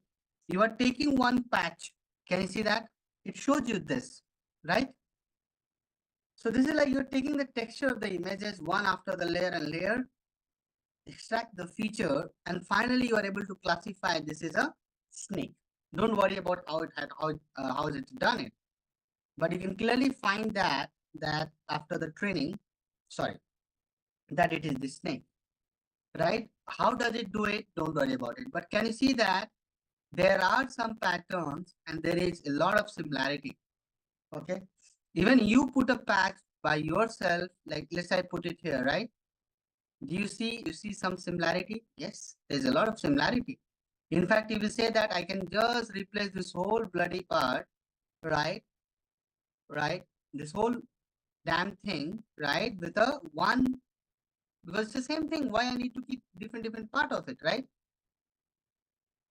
In contrast, neural network will do what? It will take everything, even it is similar as a new input feature, right? Without putting any brain to it. Listen to me, let me do it differently. Because in ANN, you will take everything as an image, right? You will divide it like this, right? And you will say that everything is like a one input feature. Agree or not, guys? This is what I have taught you. You have to agree. But here you are not doing the same thing. You are going to do a lot of things different. I'll take a pause before I go anywhere. These examples are making sense? Yeah. And that's why CNN needs some power, some juice in the machine. So it can't be done on like a baby machine because it is computationally heavy, but makes your life easy. There are two things happening. Okay. So you realize that CNN is really a good architecture for identifying objects. Can you see this? Now this image has a lot of details, right? It's not like it's a real image, to be honest. That is also a real image, but that image is most focused, right? For an algorithm, right, you can clearly see that it will go. Obviously, you have to take a filter. You can't take a filter which is bigger than this, right? Then the filter is going to confuse your output. But you can clearly see that it gives you a probability, and you will have seen a lot of guys doing this on YouTube, that this is a car, this is a horse, this is a person, right? On YouTube or on LinkedIn, people just keep showing this live real time object detection, but that's not that great because They do it, right? They do it. Uh, they just copy paste the code, and latency is so high that till the time your camera is identifying what is what, you would have hit him. Okay, so it's good for lab or training project or small your college project, but I think I think that's what self-driving car they're thinking about, right? How to identify who is there in front of them. Right? Okay. So guys, what I'm saying, coming back to on the screen, observe, right? It is able to identify a car. Definitely, it has been trained on car, dog, horse, person, right? But it does a great job, Lakshmanan, right? And obviously, I'm showing an output rather than how does it do it, because that is something I'll cover in the course. But you understand that it is able to identify a real image and gives you a lot of details which are publicly available to the model. Makes sense? Do you think this is an output of a CNN? On the right hand also, it does the same thing. It identifies a dog. It identifies a dog versus a cat. And look at the probability. The probability is like damn good. Hello, yes or no? See? So just imagine these images are like what? This the right hand image is such a dark image. Hello? Look at the image, you know, it looks like a dark image, not like very bright, but still model doesn't care. It will identify. It has to have the edges and the patterns. So I'll get into the heart of it. Don't worry about it. But does it answer the question that it will take care of it? That's more like a teaser to show you that it will take care if there are multiple images or the transparency you're talking about. So let me talk about a real example, some real use cases. See, I'm not very sure that what are they using, but one very cool example, and it is in my home also, and this is something everybody is saying. So you must have had a company. I'm not promoting the company, TP Link. So I have a camera a house camera, Wi-Fi camera.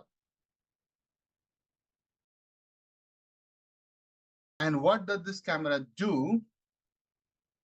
Obviously, it does the recording and all. That's a normal thing, right? Monitor, but it has amazing feature. And what are the amazing feature? Person detection. Can you believe?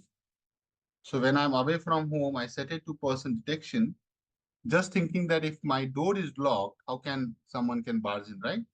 So person detection, this is just for the safety. I don't know if some of the kids or movement detections, if someone is moving in front of the camera, it will, give you some notification about.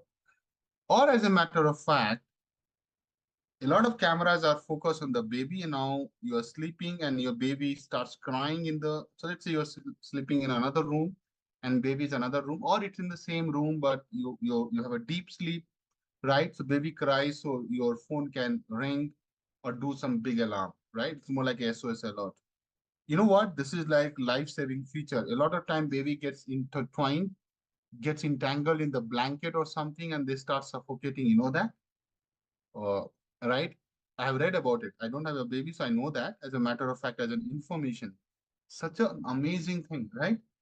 And can you think this thing comes in 1,500 rupees, 2,000 rupees? Okay, I'm not, let me also say this is not a promo post. So this is a camera, I have it in my home. It's very cheap, not much expensive. But they must have some technology. I'm saying that even they have a simple, not they are running AI or anything, but even if they have some simple program, but it does the job, the convolution neural network, right, will do much better than this. Make sense, guys? With me?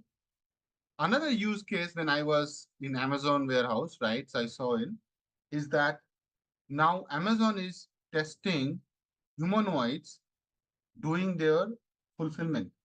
So what is a fulfillment in the sense what Amazon is doing, my dear? I'll show you. So what Amazon is doing, and you can watch this video later. I've given the link. So what Amazon is doing that they are testing the humanoid. Can you see that?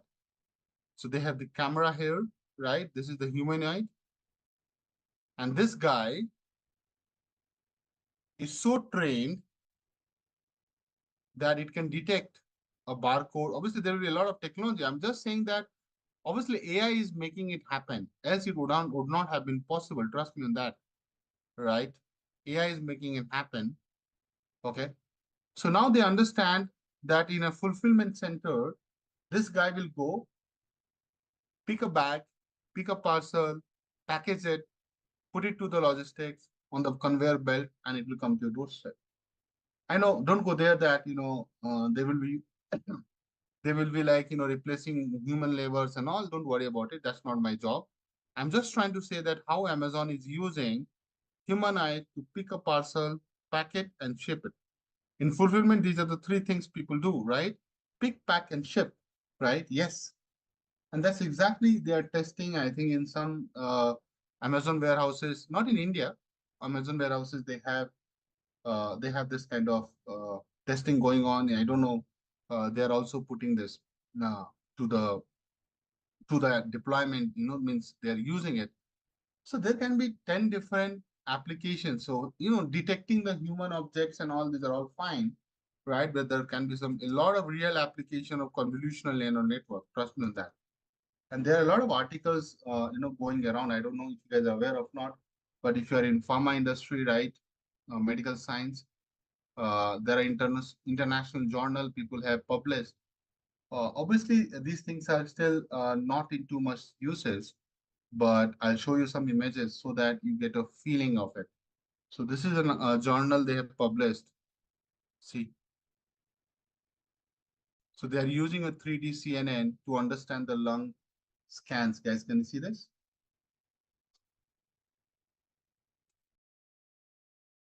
And here you get a bigger quality image. I think this guy they have provided.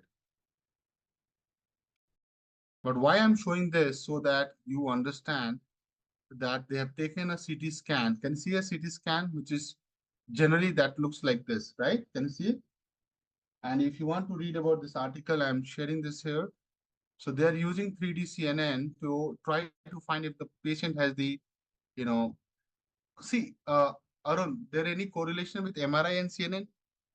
See, CT and MRI is what? It gives you a way of looking at the images, right? Isn't it? So CT and MRI more like the way to generate the scan of your lungs without looking into the bones, right? See, I'm not an expert of CT scan, MRI scan. But can you see that, guys? They have given you three combinations, RGB color. Are you seeing this? Green, red, and blue. Okay. So what they're trying to do, they're analyzing it in different segments, coronal, axial, sagittal, different slices and all, right? And they are putting into a model to come up with that, whether it is a, COPD and non-COPD. There are only two outcomes, right? So they're trying to find that if somebody has, so COPD, I know it is chronic, obstructive. It's a technical language, I would say, medical language for pulmonary disease. Trust me, these ones you can only find it. So this disease is there, and this is non the whole thing, COPD. So means if the patient had a disease, this is like yes, this is like no. Make sense? Yeah. So they're trying to predict disease is there or not. Okay. And in this CNN model, they have reported that their accuracy came to 89.3%. So what they're saying that if you take a scan, give it to a model, it will accurately predict 90% of the time that a patient really is having a COPD or non-COPD. Make sense? This is the same thing the expert look at it and they try to find looking at the scan. The scan is a movie, it's a film, they give you a CD of the CT scan or MRI scan. Are you guys aware? They don't give you the images only. They also give you the scan video. So when I had COVID, definitely not a good time to talk about, but they also gave me so my lung was scanned and they do it. Okay, make sense? Why I'm saying that this is so important. See, you really need a good lung specialist to detect this at an early stage, right? Understand what I'm trying to say. Any tumor, any cancer, any liver failure, any heart disease, right? You really need the expert. But do we have the experts across the globe? Answer is negative. Only lucky the people who are rich, ultra rich, who have good connect and network, they get to the good doctors. Agree to this, guys? Come on. It's just like finding a good deep learning trainer also, by the way. So just imagine that if someone is going to just teach you or tell you or just using a tool, just like you have a watch, you have a smartphone, you really don't need Steve Jobs all the time. And you can yourself find whether you have this disease or not. Are you getting my point? Just imagine you can manage your health, right? If someone tells you that after 10 years, you have someone has a prediction that if you don't do this in 3 years, your heart will fail. You will do something about it. But if someone tells you that, dude, your heart has failed, what will you do about it? Nothing you can do about it. You will just spend your all the savings in those 10 weeks or 20 weeks, but the end result doesn't change 90%.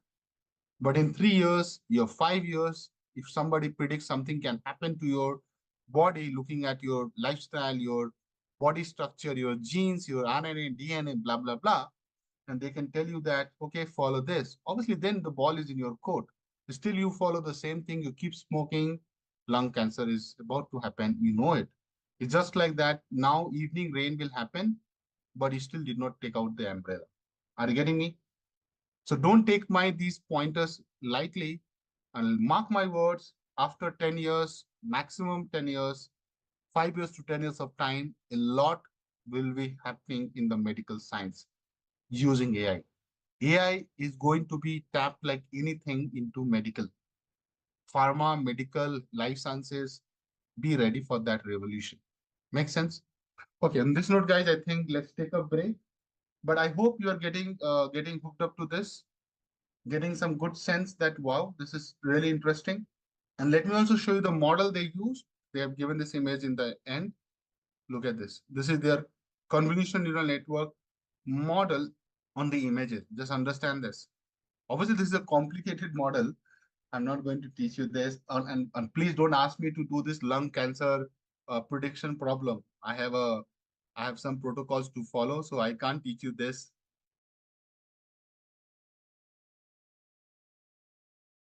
Look at the loss and the accuracy. Can you see this in the training and validation? Observe so close. I like this. So this journal you should read about it and please read about it later when you are ready for it. But look at this, even for the training. So guys, blue is training and the orange is validation. Even if you put a lower line, right? After 500 iteration, you are maintaining easily more than 90%. Can you see this? Even you put a lower line, you put a lower bound. See? So this will be 0.88. So maintaining that 0.88. I think that's why they are saying 88, 89. So interesting, right? They have plotted a lot of things, read about it. They have done ROC curve. Look at the ROC curve. So these are some confusion matrices, right? Okay, guys. So now I'll get into the, you know, CNN detailed discussion. Okay. That's the module name. So CNNs. So the moment I write CNN, guys, you should understand it. I'm talking about convolutional neural network have proven very effective in image recognition and classification. Image recognition and classification. Okay.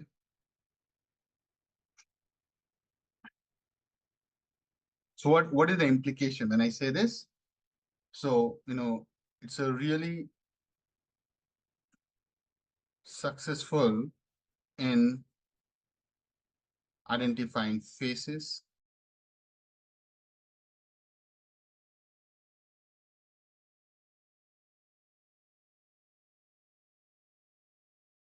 sketch drawing, putting into a digital mode and identifying the criminal through the database. Guys, if you just send an image, no fingerprint, how will you identify a criminal? How will you find the social security number? Have you seen these movies? Don't think it is all fake. It's all real. So they have a database of all the top-notch criminal, right? In CID, they are using, even in India, it's not like they have to do it outside India. They have these mechanism. So identifying faces can be a real use case in these kind of world, right? Like somebody has a, red corner notice, right? So let's say I'm the Vijay Malia or likes of them, right? And I am done some fraud and I can't travel outside, right? You have some restriction. So one way is that to stop it, right? Or find that person is that, capturing images from traffic signals, right? Because they will be traveling and, process that in the database. Make sense? So objects, traffic signs, right? You know, apart from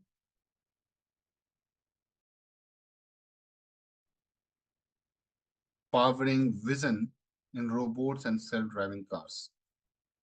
So just understand the length of the use case, length and the breadth of the applications and the use case, right? And these are some well-known, example I'm looking at it.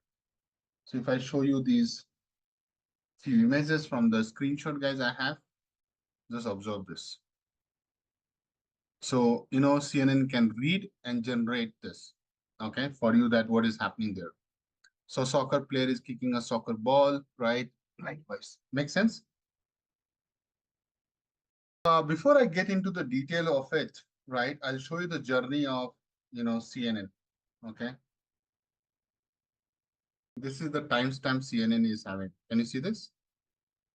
So the first Convolution neural network was introduced in the year,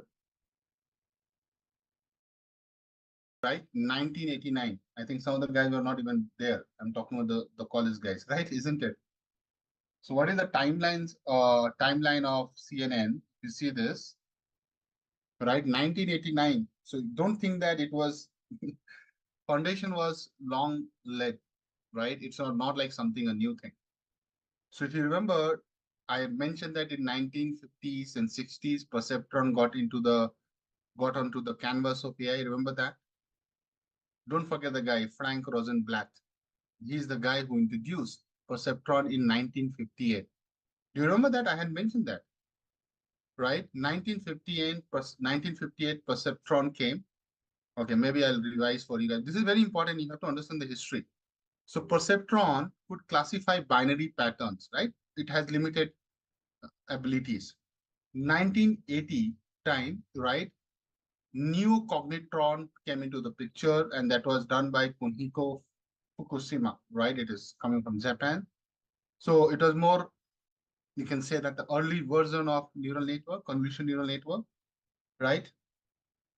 1989 convolution neural network came, and Lennet, right? So Lennet is an architecture name.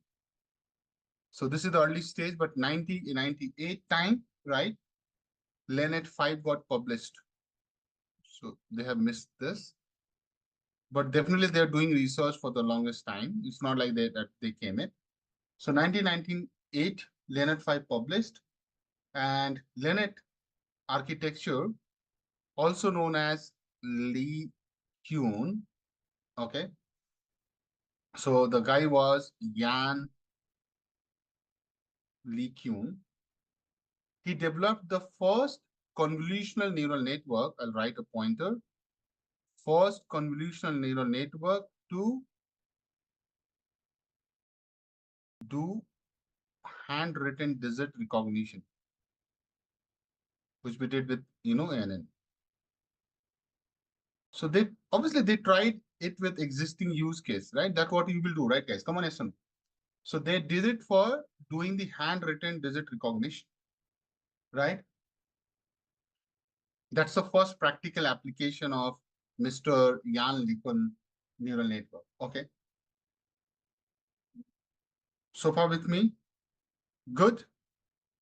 Then 2012 time, AlexNet. So AlexNet, this was a competition, and AlexNet was, I think I would say, like, it was developed to do a large scale visual recognition challenge. So there was a challenge going on, which is called ImageNet,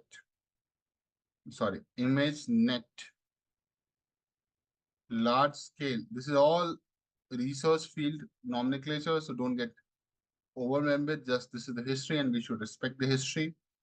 Visual recognition challenge.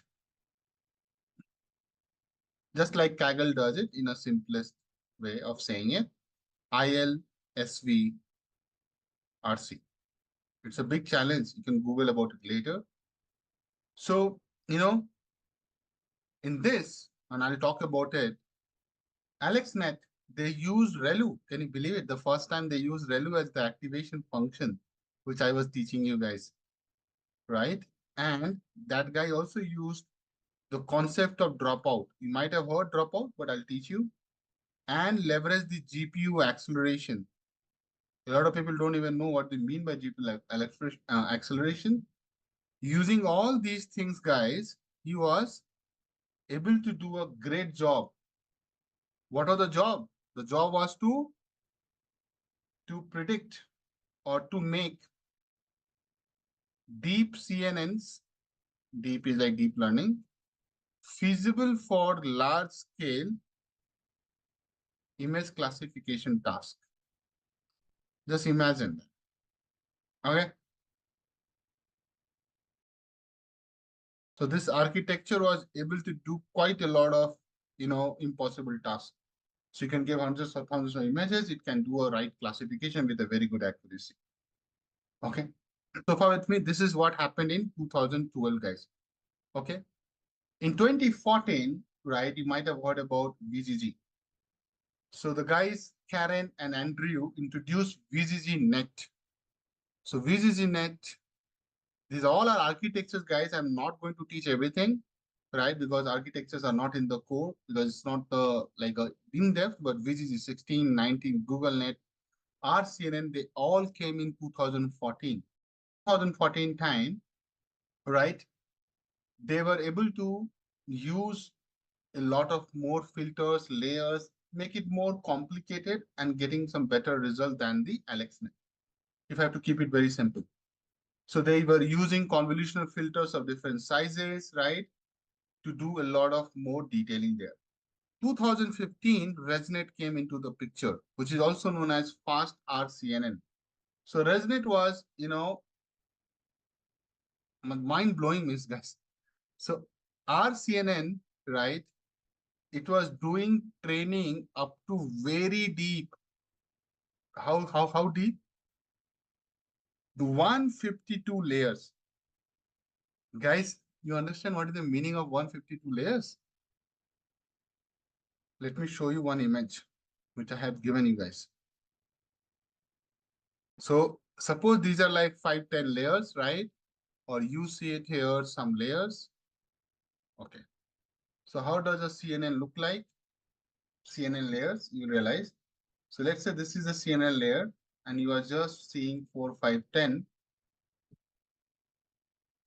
They are telling that I can go as deep as 152 layers.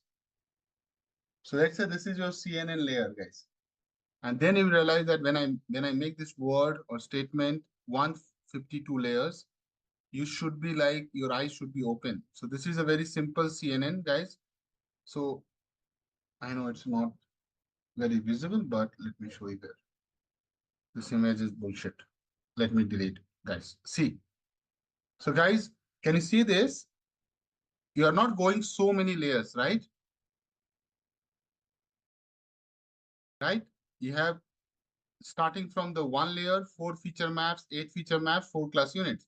So layer wise, if you see, there is like 1, 2, 3, 4, 5, right? And you are stopping there. But what I'm trying to say that in ResNet, they are telling that they could go up to 152 layers. Okay, just imagine one behind the other, one behind the other in the sequential. Okay, makes sense? This is what ResNet gave it to. So see, the structure remains the same. Only thing they were trying to do some more layers, get better results. That's how any development happens, okay, to be honest. Now, in 2016 onwards, right, they are starting with the object detection by using yellow. I think yellow is something you might have heard about it. It's a very famous thing. You only live once. It's not that yellow. It's a different architecture. You only look once. It's not you only live once, okay? So yellow architecture is you only look once.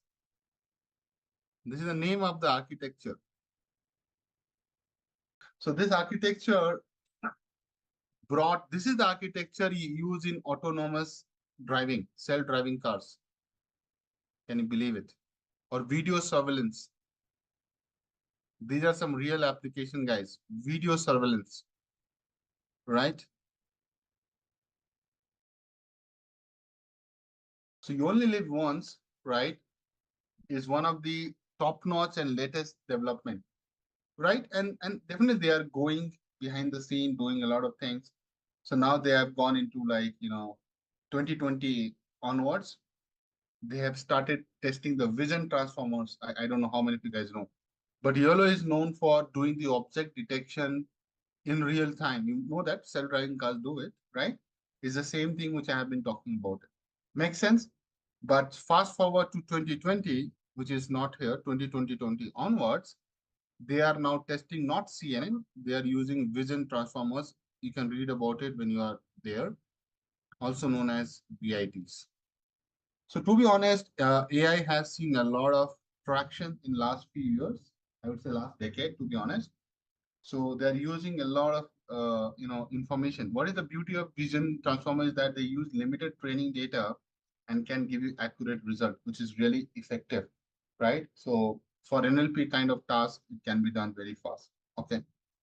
Transfer learning is being done 2014 onwards. There are a lot of things which we need to discuss. Okay. But guys, in CNN, these are the keywords, and that is something I'm writing here so that someone should always come to me and ask that Akash, you did not teach this. Okay, so this is just for you to tracking.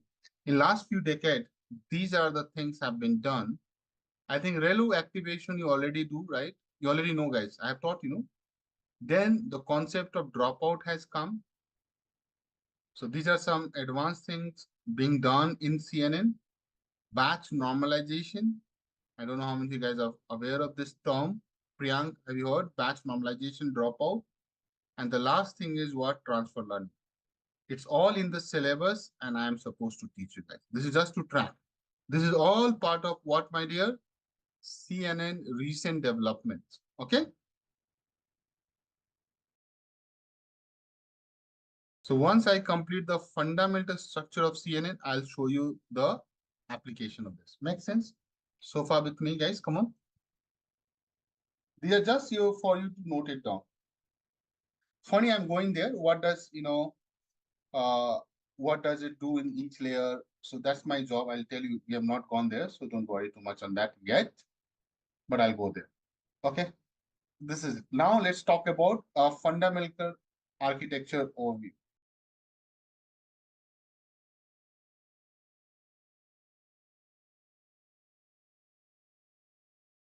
Architecture overview, guys. A typical, I'll start with the typical CNN architecture. A typical CNN architecture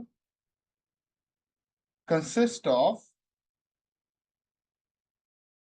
several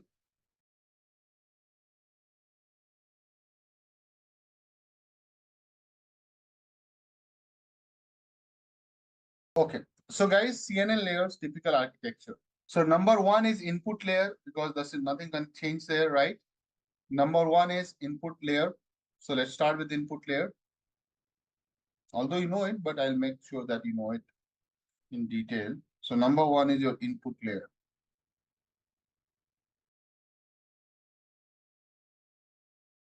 So guys, you know, right, in input layer, what happens? The raw image data comes in a multi-dimensional array known as a tensor. So I'll write one line. The input layer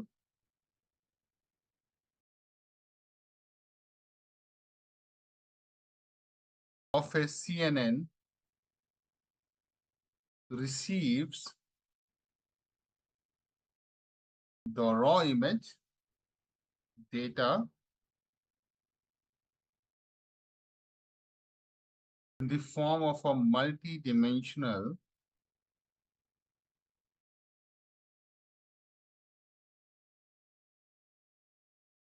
array, also known as tensor.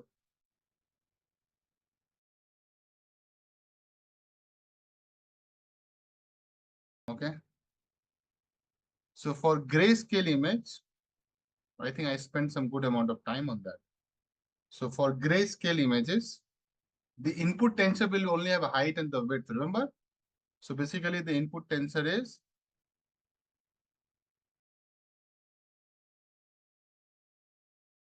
height, width, or you can say into one, but one is nothing. One refers to the signal. So I'll say, what is H?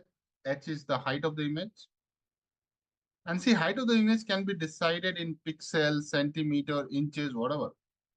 Generally, we take number of pixels. Okay.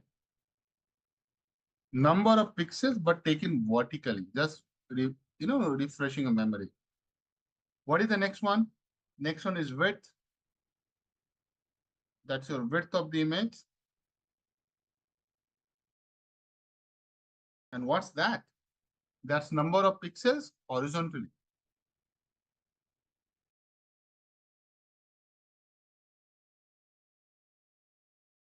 That's my first layer. And what is one refers to this point, guys? So what is one? One is like your single color channel, which is grayscale.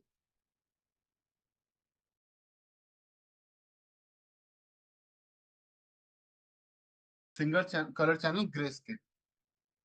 This is for grayscale images. For RGB images, guys, colorful images,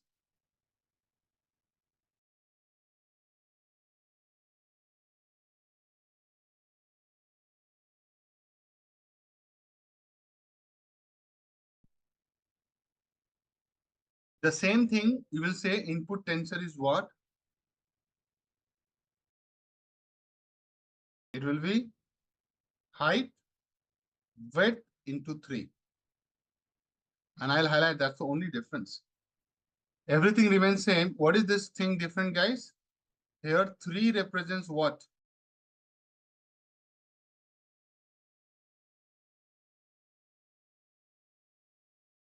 What are they?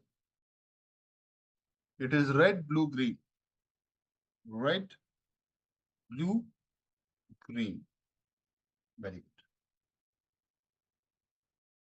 So this is your input layer done. You don't need to do anything. This is the layer. Moving on, guys, quickly.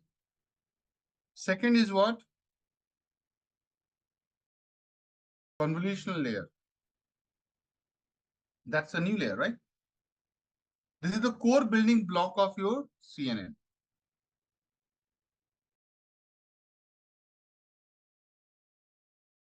Core building block of CNN. Without this, nothing can happen. So in this, what you're doing, it applies filters, also known as kernels, right? Not colonel, kernel. Let me write, you'll realize. Also known as kernels. That's a mathematical term. So it applies filters to do what? To extract features like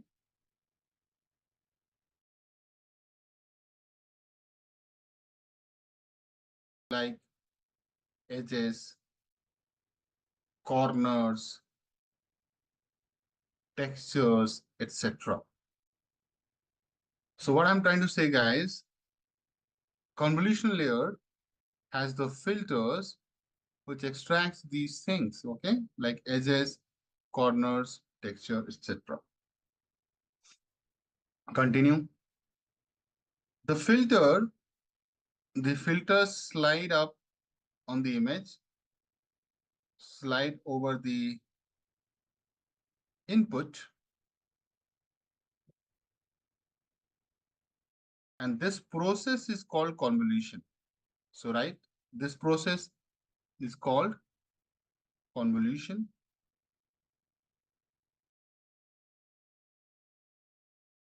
I'm doing this. This process is called convolution, and the filter slide over the input, and this process is called convolution, and it generates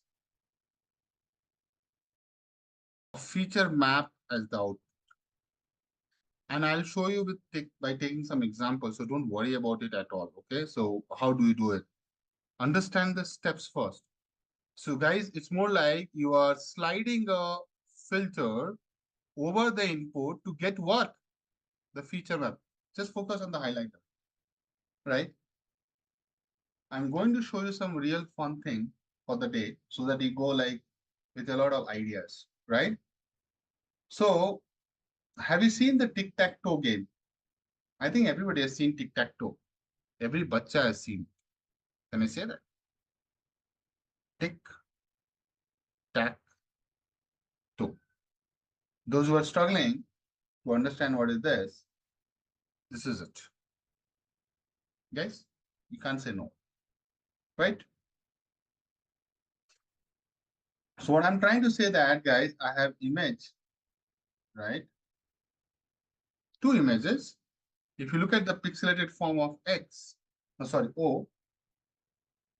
So guys, I'll keep it like in my layman term. So this is like your letter X and letter O or 0, whatever you want to say, right? Let's not fight over this.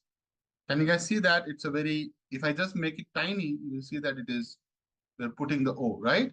If I make it tiny, it looks like you're putting an X. Guys, with me? Guys, say something. I need now frequent good to go on this. Okay. If you see this, it's a very simple image. How many pixels you have? You have 6 by 6. See, 1, 2, 3, 4, 5, 6.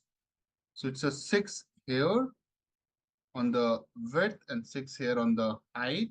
It's a very tiny image, to be honest. It's a 6 cross 6 pixels for both the images. Agree?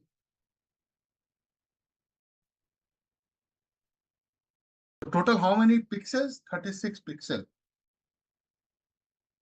Okay.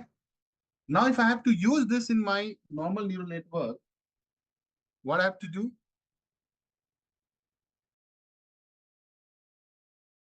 In artificial neural network, I will flatten it. Just understand this. What I'll do, I'll flatten it. So basically, this is how it will look like. See, I have good someone has done real good job on this, right? So you see that images are making a lot of sense. That's why I'm taking this example. It's available, right? From somewhere I have referenced this. It's like taking each of the guys like this. Observe the pattern. So go like this. So see 0, 0. So wherever it is, it's a very simple. Wherever it is 0, it'll put a white color. Wherever it is 1, it is dark. Can you see? So it tries and keep it till the last. So basically, you are looking at what, my dear? You are looking at one single column of how many nodes, how many neurons? 36 nodes from the input nodes, right? So basically, it is a 1D flattened array. If I do this in the convolutional, sorry, ANN, agree? Now, if I have to go and complete this, it will look something like this. So what I'm saying, guys, here we have 36 connection from the 36 input nodes in the hidden layer, right? Guys, observe, this is how we will model it now, correct? Suppose you have more neurons. So this is just one neurons.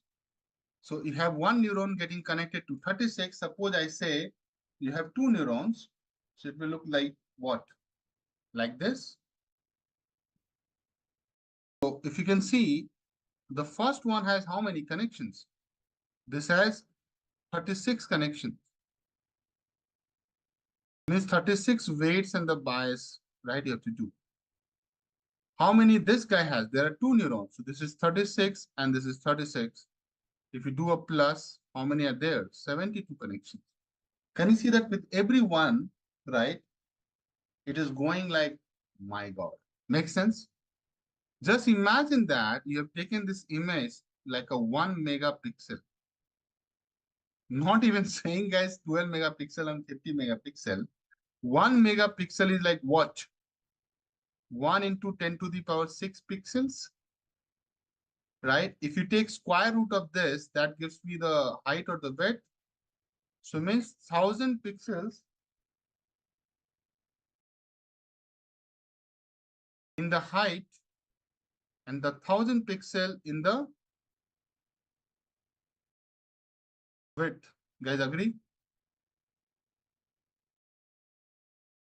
And that will make an image of how many? 1 megapixel. Agree?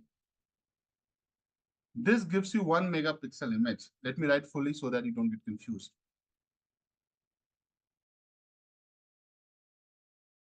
So can you see that? So for one neuron will have how many connection, guys, in CNN for this kind of input? It will have 10 to the power 6 connections.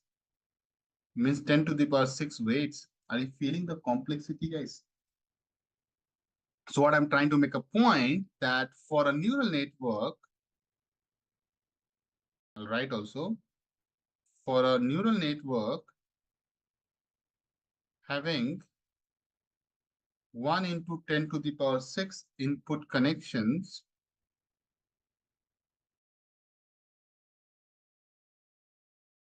for a standard size image. Yeah, 1 megapixel image is a standard size image. Now I am digressed away from the tic-tac-toe. The model needs to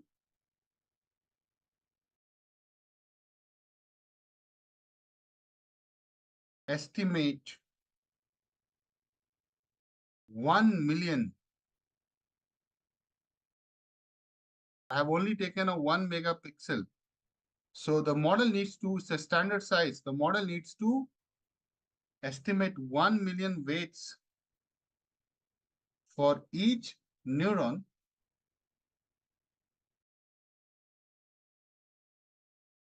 which is computationally highly expensive. You guys agree?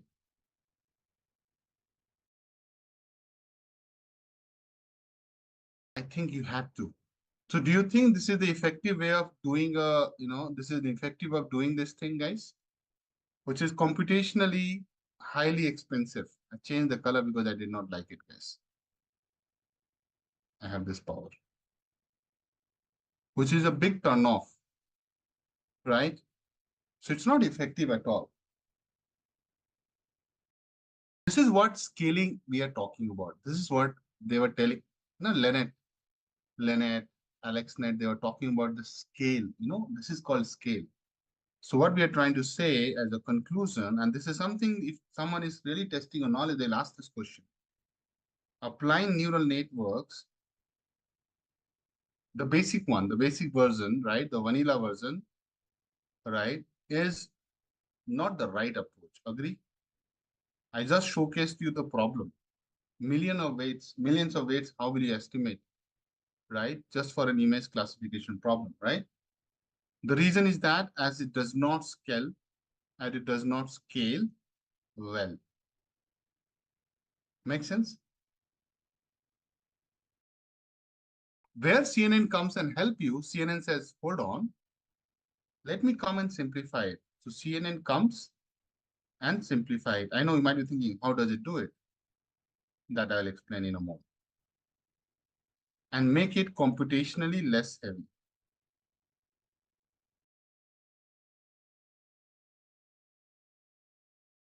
The mathematics is tricky, but the straightforward computation is not. So what CNN does, CNN does, the first thing is to reduce the number of input nodes. Okay. So I'll write CNNs do three things to make image classification practical. And what are they? Number one, reduce the number of input nodes. Right? We just saw that. Number two, tolerate, and we will discuss more, tolerate and accommodate the marginal shifts in the pixels. So let me first write and I'll explain marginal shifts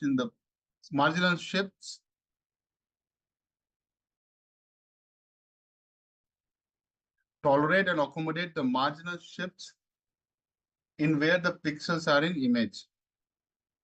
In the pixels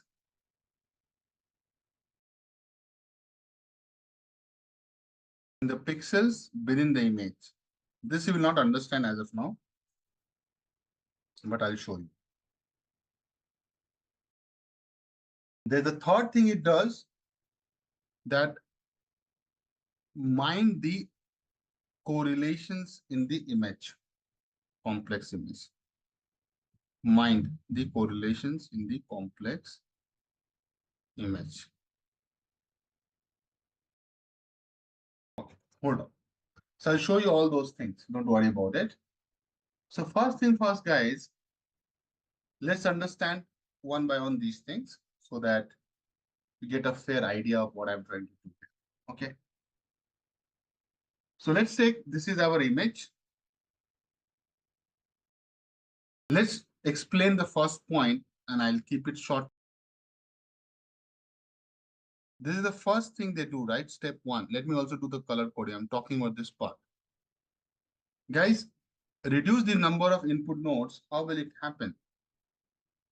So what it does, guys, it will apply a filter, and there are a lot of different types of filters. So on top of this guy is saying, I'll apply a filter. So CNN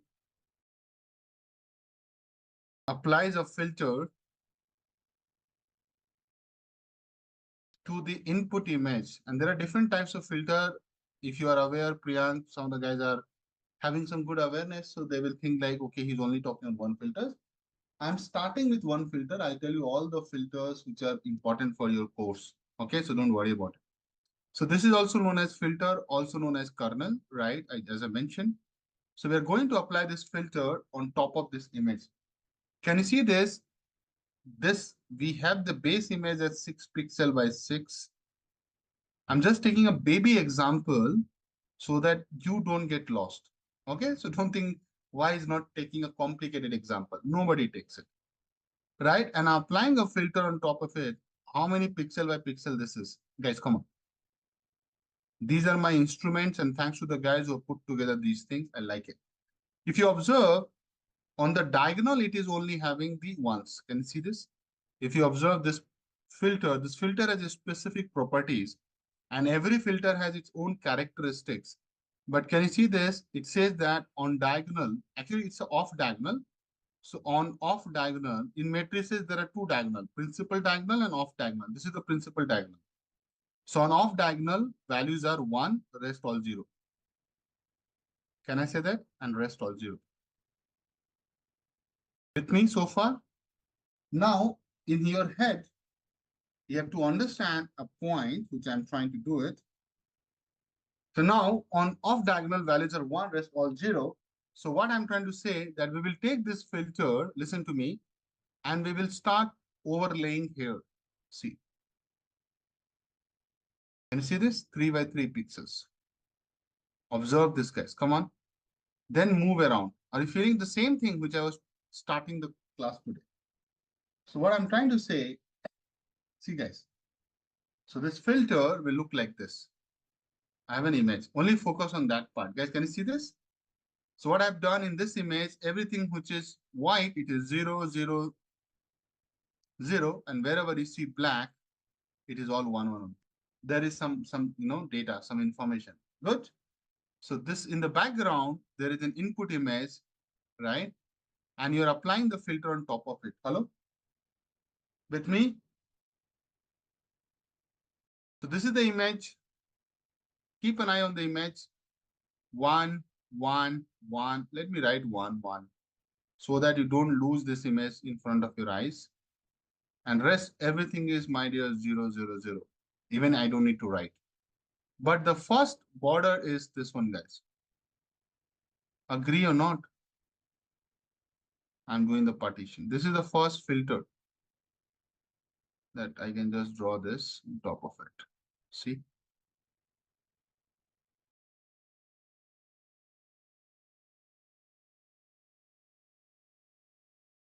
Right? See?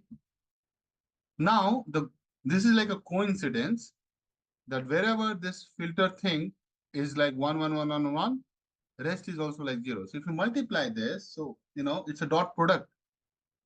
Okay, so everybody, in convolution,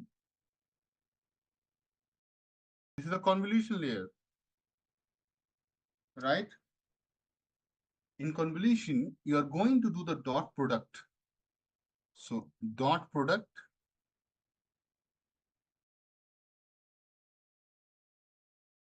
between the input and the filter, input and the filter in the overlap area, right? Overlap area, only in the overlap area. And hence, we can say that the filter is convolved with the input. This is the step when you're overlapping it and doing some calculation to find something new. which we call as feature map. It's a fancy word, but the fundamental principle is that finding the overlap. So guys, if you overlap and multiply, what you will see, 0 into 0, cell by cell you do it, right? Then plus 0 into 0, don't miss it. Then 1 into 1, observe this, my cursor. 1 into 1, then go on.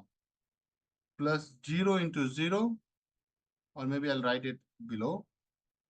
0 into 0, right? 0 into 0, plus 1 into 1, plus again 0 into 0, plus 1 into 1, plus 0 into 0. I think you can already see that the number would come out to be what? 3. Very good.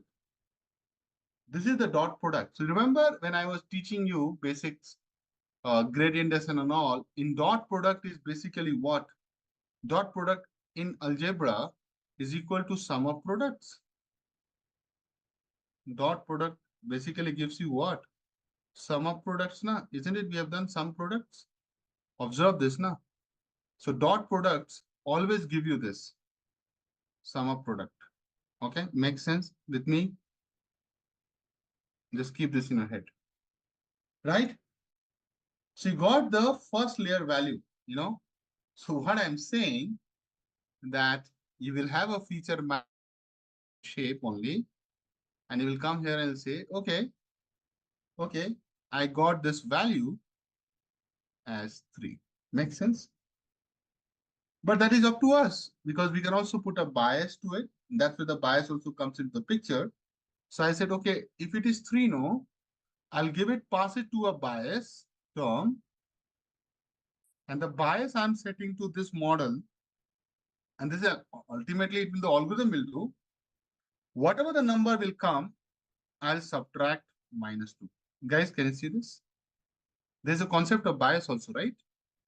Isn't it the same thing we're doing in the neural network also, right? Some product of the weights and the input feature and then a bias. Tell me if a 3 goes and -2 happens, what is the final outcome you'll get here? 1. So you say not 3, it's 1. And there's a reason here. Okay? You're using this bias for the reason. So guys, now let's move on. Let's move on to the next part of the story. But I also give you the image, which I think important for us to show you that how it has been done. The same thing I've done it manually to show you, but you can see the whole maths and you will see there is a concept of bias, right? The same thing and the feature map will be shown like here.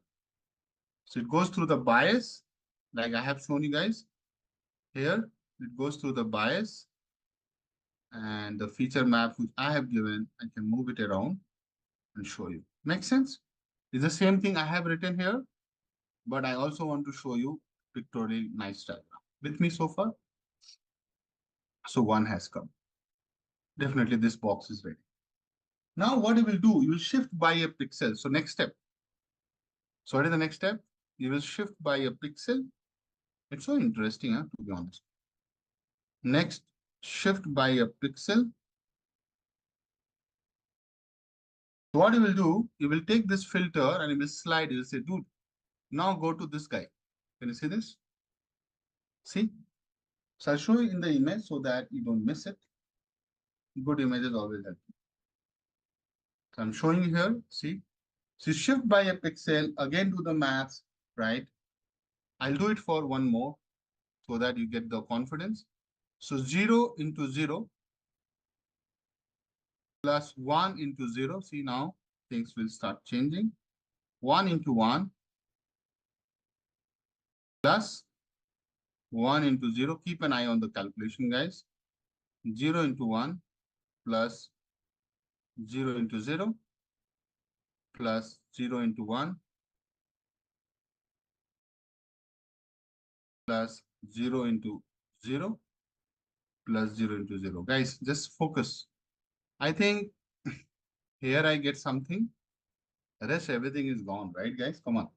So I just get the value equal to what, my dear? Come on. 1. Then it will go to a bias of -2. right? So finally you'll get what? -1. So the feature map will get updated to -1 and here also -1. With me? So far with me? So guys, if you do this, so you know, right? You'll keep doing this. So it will come here, it will come here, and then. So actually we'll get a 4 by 4 matrix. And later you can go home and do it.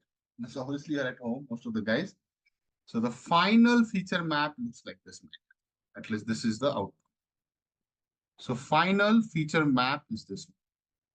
After this final feature map. This is what you call convolution. This is the output of convolution. So guys, you started with 6 into 6, 36. You are seeing 16. So definitely have reduced it, isn't it, guys? Come on. When you apply ReLU function to this guy, you also know what will happen. So ReLU will make it what? Anything which is positive, anything negative is 0, right? Remember that? Right? Anything positive is positive. So this is 1, 1, 1. Right? And we can set that, but this is 1, 1, 1. Why this is 1, right? Rest everything will be 0, right? 0, 0, 0, 0, 0, 0, 0, 0, 0, 0. Okay, good. So far with me. You're trying to reduce the image size, right, guys? Come on. I'm writing concept of padding in convolutional layer, guys. So padding is a concept in CNN, okay? And that's something you should have a good idea and understanding why we need padding. You know, we'll try to answer those questions, okay? So in convolutional neural network, padding, the word is padding. The padding is used to control how the convolution operation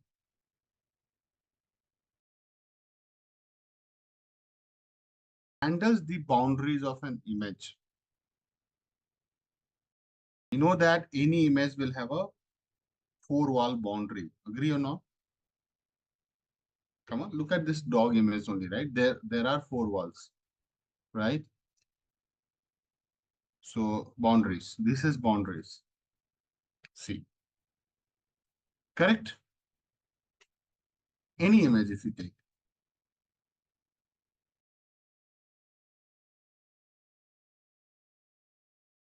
I'll make it tiny so that I can show you. So when I say boundaries, I mean this. Okay? So how does the convolution operation handle the boundary of an image and why it is important? What is important so that you can ensure, so ensuring that the filter can process every part of the image, including the borders. Okay, so you understand, right? This padding concept is more, focus on the boundaries, right? Boundaries. At least we know this now. But someone can ask you that, why do you need to protect the boundaries? You can just let it go, right? Isn't it? Why? Question can be, why do we need padding? Definitely, it's like with respect to that, you don't want to miss anything in the image, even if it's the boundary, right? I think that's a very simple answer. But is that enough? Exactly my point, right? Right? Why the emphasis on this? Now understand. No, it's the same image. Let's take this image, right? When you are scaling it, right? Isn't it? When you try to move a filter, the filter will go like this, guys. This is a filter. Suppose it is a 3 by 3 filter. You'll keep moving like this, guys. Agree? Right? But the moment the filter is like this, you've covered this. But if there is no padding, the moment the next time filter goes, it goes out of the image. Agree or not? You understand? The moment I'll draw now, you will understand. So what happens during, and obviously the image keeps moving around. So you start from here, you go here, then you go come here, all the corners you will actually touch. So in the four corners, right, you are always going to lose something because you don't have a padding to support you. It's more like margin, right? Exactly my point, Mr. So why do we need padding if I elaborate on that? So I'll talk and write, guys. I hope now more or less you are tuned to the way of, you are in tune with what how do I teach? Keep focusing, guys. So what I'm saying, when a filter slides over an image, it starts at the top left corner and moves across the image. Moves across the image. However, if there is no padding, now this is the most important point which I'm going to write. However, if there is no padding, the filter is your kernel. So someone is looking for the word kernel, it's the same, one and the same. Cannot fully cover the pixels near the edges of the image. Okay? And I think I just explained that, right? The filter cannot fully cover near the edges. So these will not be able to completely cover. Why? Because you have just overlapping here. Listen to me, guys, and pay attention. This is the only part you have been able to, at least in this movement, right, guys? See? So you're only able to have this. What about this part? I'm making it bold so that you don't miss it, right? So you definitely, right? Because there's nothing, right? This is the end of the image. It's a boundary. So filter cannot fully cover the pixels near the edges of the image. That's a very important point I'm making you show. And because of this, due to this, it results in convolution output being smaller than the original input image, right? You're missing something, you lose something, right? So this is the biggest problem, right? Because your final output is not appropriate. So what we say, that's why we need padding. So I'll write with a different color altogether so that you can see. So we are saying that padding is used to address this. And Srini, hold on to your question. Let me complete the concept and then you can shoot me with all the question. And this is true for everybody. So just wait. Let me show you with examples. Padding is used to address this, not image. That's where I see you pinged me, then I lost the chain of thoughts. Padding is used to address this by adding, what do you add? Extra pixels at the border. Extra pixels, excuse me, usually zeros. So zero means it's just the empty part, but it is there around the borders of the image. So this is more like, way of handling your image. It's image processing only, deep learning is all about image processing, right? So if I have to summarize what I've just mentioned, guys, what are the key reasons to use padding? I'll just write 2 bullet points because see, this is all theory, but in the interview, you can't go and, blabber this much. You will not get time. So you need some bullet point from me as a trainer because deep learning is something you have to be very objective. So number one reason, I would say preserve information at the edges. Agree? That's the whole job of padding. One bullet point. So basically, we are saying that the moment you add, so now you will have something to slide over. So you preserve the information at that edges. Second thing is more on the structure of your output size. So now control the output size. And I think I need to expand a little bit on this. So what I'm trying to say here that I've already written on the top, it's just a reiteration. Padding allows you to control whether the output feature map has the same size as the input or if it shrinks. Now, before you jump to, before you jump to on this and ask me a lot of questions, let me give you some examples so that you understand what are the different types of padding, guys. Okay. So just hear me out. Let me complete this topic, types of padding. All right. Let me keep moving on. So types of padding, guys, there are two types of padding. You know, one is without padding. So that's actually not a type of padding, but it's like no padding or also called valid padding. This is the way they call it. So don't get confused. Valid padding, also called no padding. So what do we mean by this? We are saying that in valid padding, no padding is added to the images. So basically, you're not doing anything, right? But this is also a type of padding that you're not worried about. No padding added to the input image. So to understand it, uh, let's take a formulation. So formula to do this, it's very easy. Formula for calculating output size with no padding or zero padding. And what is that? Output size equal to input size minus filter size by stride plus 1. I think this font is not good, so I'll change the color and make it dark. Okay, clear, guys? So this is how you have to read this. I think you already know what I mean by input size. So input size is what?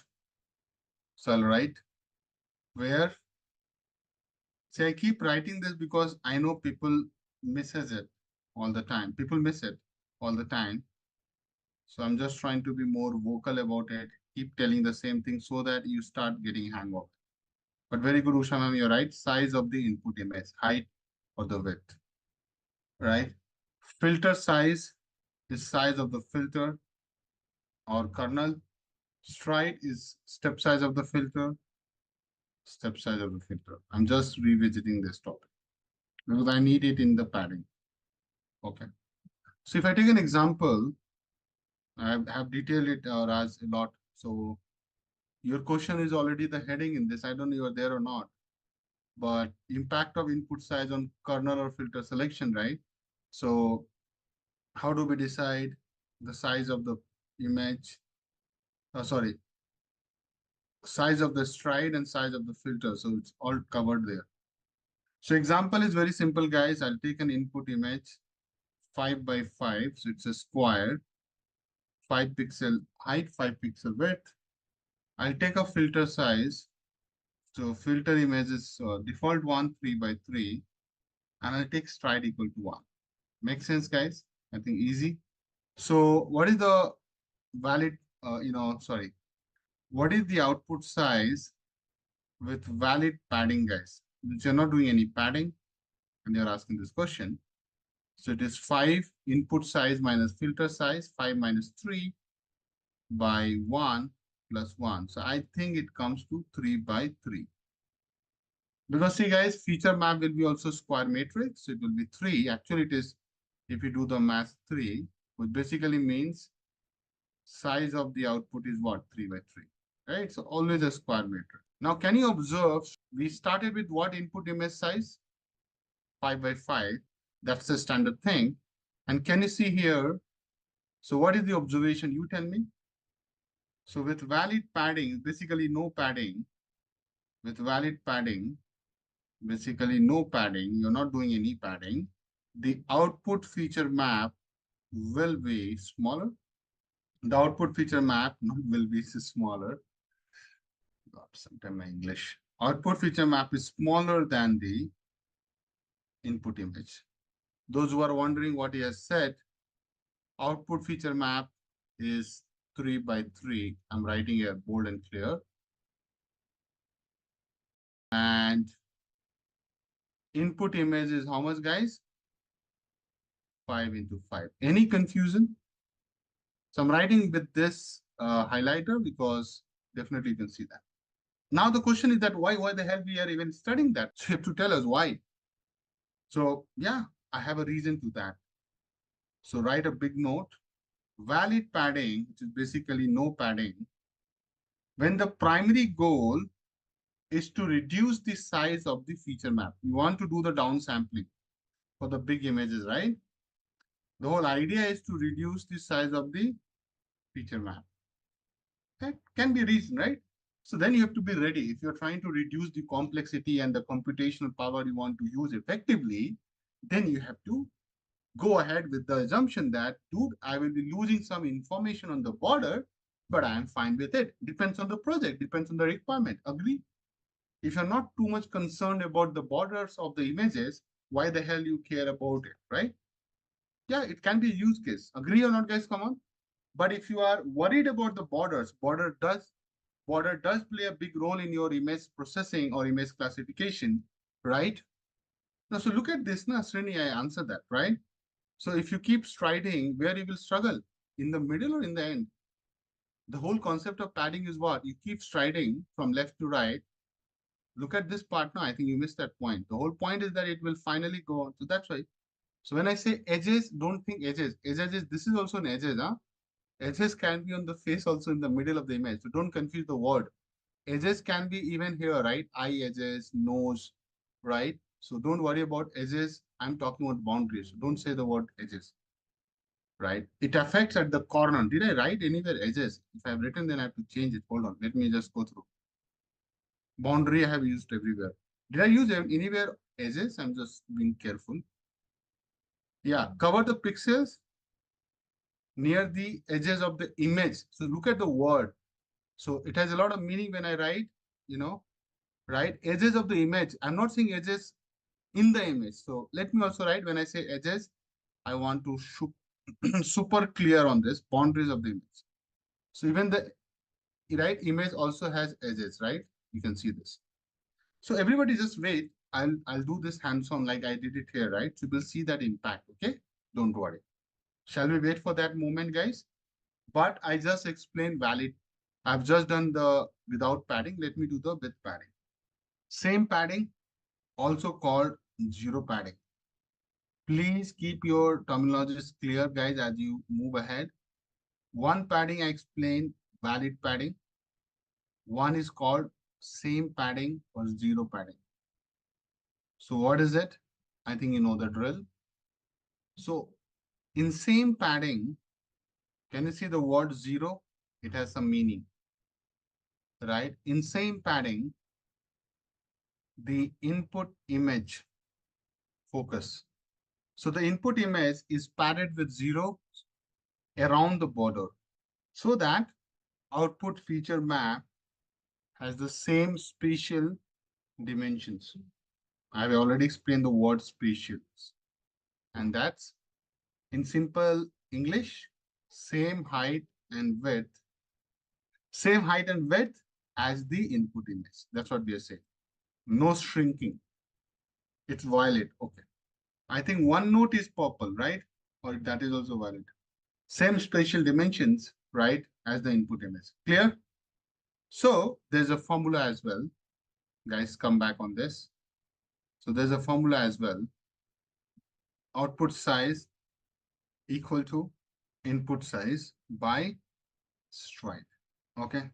You know that if you look at this formula in above formula, for what stride, it will be same input and output. That's right. It's a no-brainer.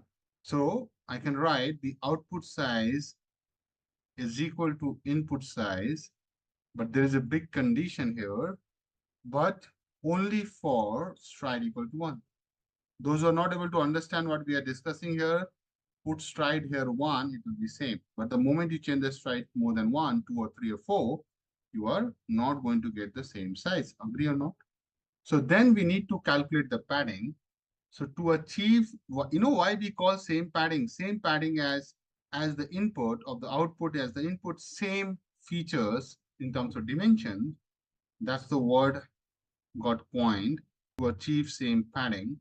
P is equal to, there's a formula, guys, F minus 1 by 2. Let me make it different color so that it's visible. Now, what is F? Sorry, what is P? P is the amount of padding to add. You need to calculate it. What is F? You know F, what is it? Is the filter size. So I'll just ask a simple question. For a filter size 3 by 3, how much padding is required? P is, come on, do the maths. 3 minus 1 by 2, so 2 by 2, so padding 1 is required. So what is the meaning of 1 here? It means, and understand this, guys, can't miss it. What do you mean by 1? What 1 padding means? It means that we need to add 1 pixel border of zeros around the image to ensure the output size remains same as the input, remains the same as input size. But we need to test also, right? We need to test this. Example. So input image 5 by 5. Take the same example. Filter size 3 by 3. Stride 1. Now, what is the output size? It is, I've written here, input size by stride 1. So 5 by 1. So by 5 by 5. And you know that you need to do padding here. So basically, what is the top thing you have seen here? That you need to maintain the same size, right? So there are two things. I don't know if you paid attention here or not. You need to maintain what? Stride 1. If you start taking stride 2, then it will not work. Yes. So you understand? So you're not able to downsample your image, also thinking about maintaining the input size. It's like you also want this or you also want that. You understand what I say? Okay. Now let me, I am going to show you two images with and without padding. Hold on, guys. I'm just opening my image repository. So how it will impact your image understanding, guys, that I can only tell you later, right? But let me show you a nice image and you will love it. Can you guys see this image? I think it should be up on the screen anytime. So firstly, I'll give credit to the guys who put together this. Definitely, they have done some analysis on top. Observe this. So I'm doing two things here. If you do, so obviously you don't need to see this part. Okay, maybe I don't want to show you the full image. So I'll just do undo, right? I want to show you with zero padding, okay? Because scaling is something I have not talked about it yet. But can you see when you do zero padding, what happens? Yeah, be it with padding. Do you get some real good insights? So you observe, right? You see a side border which is black. Zero is what? Black in our language, in our terminology, guys. Isn't it? Zero is what? Zero means what? Zero is black. Do you see a border of black? So when I'll go ahead, I'll also do some coding to show you the impact, and a lot of things will come, right? So I want to show you the whole funda of lost pixel, right? The heading itself is the lost pixels. And this happens without padding, okay? The heading is lost pixels. So I have a nice image to show you this. So why pixels are getting lost? Because of the, so whenever you are convolving an image with a filter is going to be applied upon sequential patches, right? Correct? Guys, yes or no? Hold on. So those who are struggling, right? Let me show you this. That's the only problem here. If you see this image, guys, right? Can you see this image? Everybody? Yeah, I think you can see. So this gray box is what? This gray box is your filter, right? So you are moving around on this image like what? In what sequence? You go like this. I've done this a lot of time, guys, so I'm not going to repeat multiple times, but I'm just making a point. Isn't it? That's how we'll go. Observe this, no, guys, come on. With me so far on this, are you able to feel that how it will move on? Right? I have also given the animation videos as well, right? Now, why pixels are lost?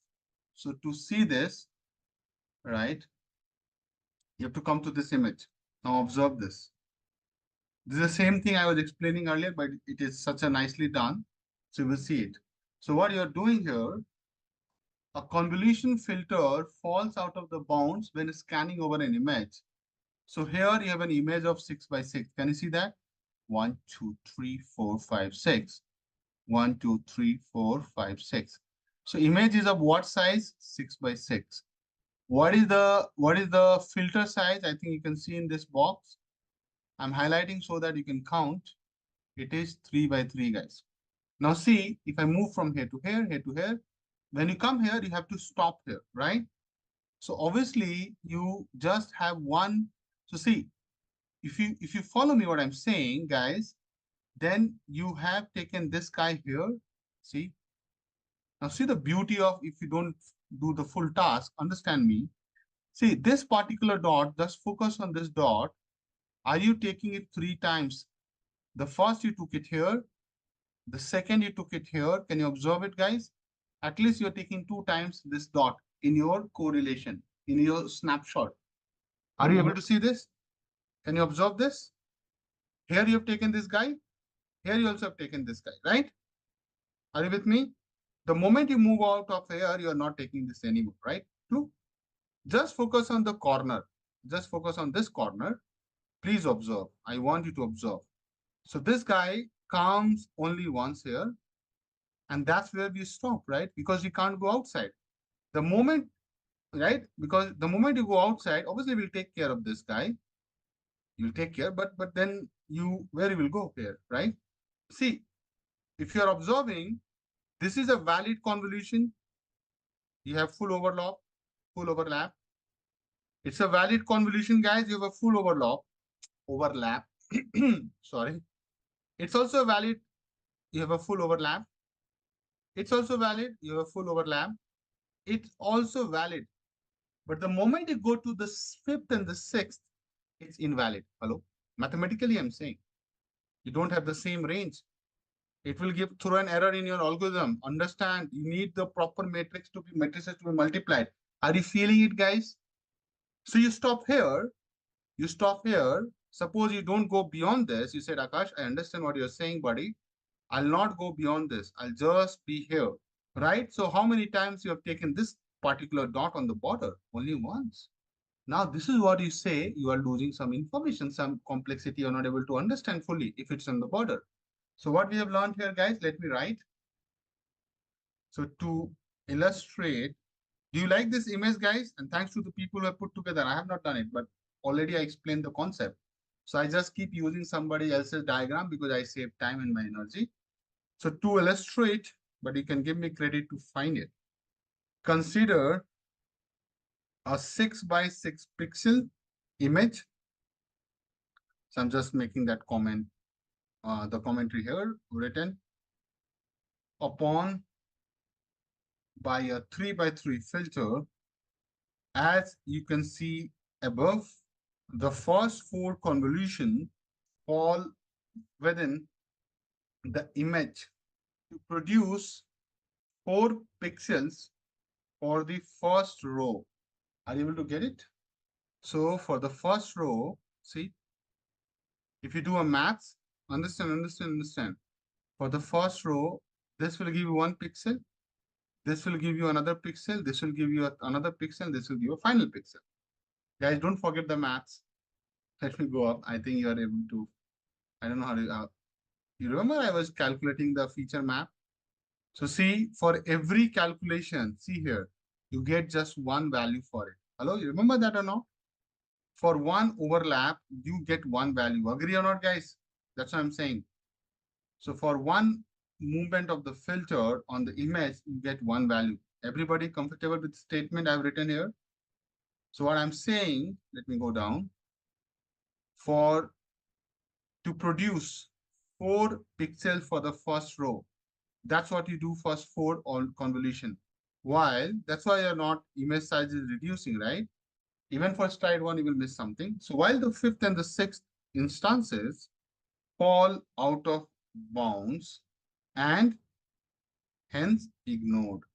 So now, guys, you understand, no?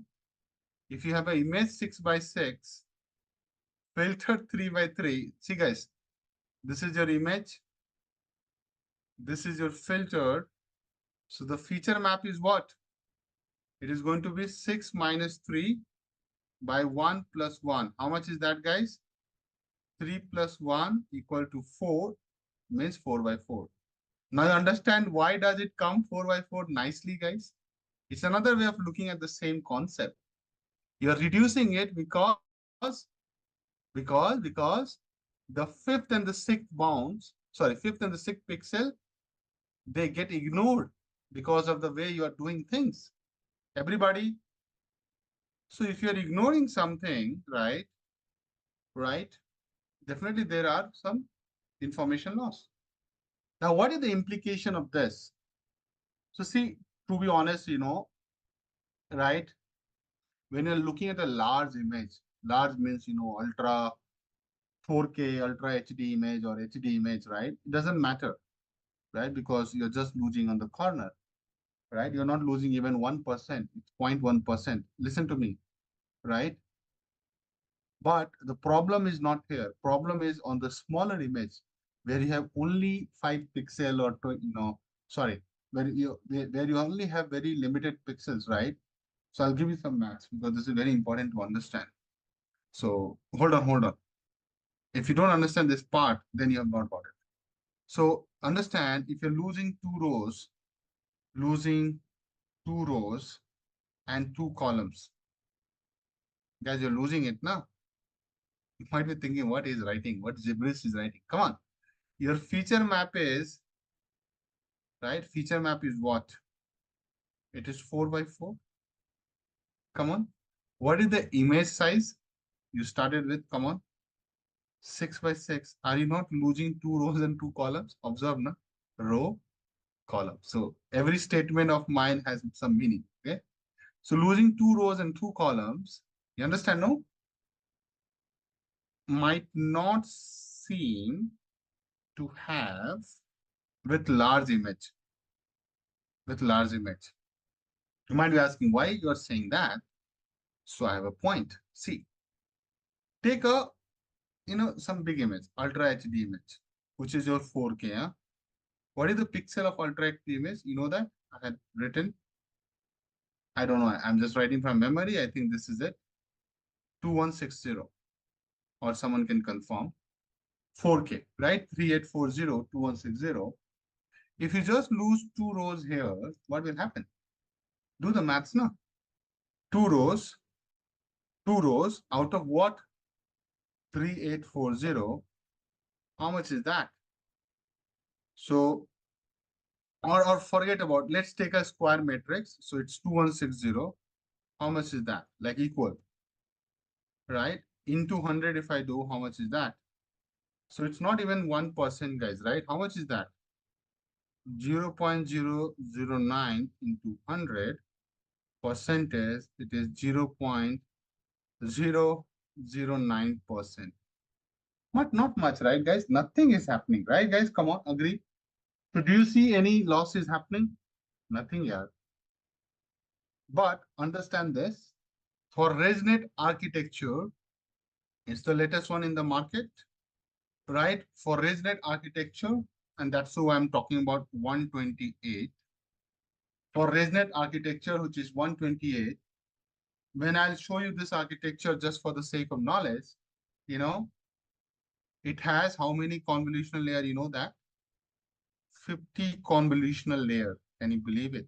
And each layer of 3 by 3 size filter. Can you believe it? 50. Now take the same image, right? Here you think it's not making a lot of sense, right? No, not. It's not about the image. You are missing the point, Sandeep. In real world, you will not have only one layer. You will have multiple layers of convolutional and each having a filter size of 3 by 3. You understand what I mean? Where I'm going? So filter size is 3 by 3.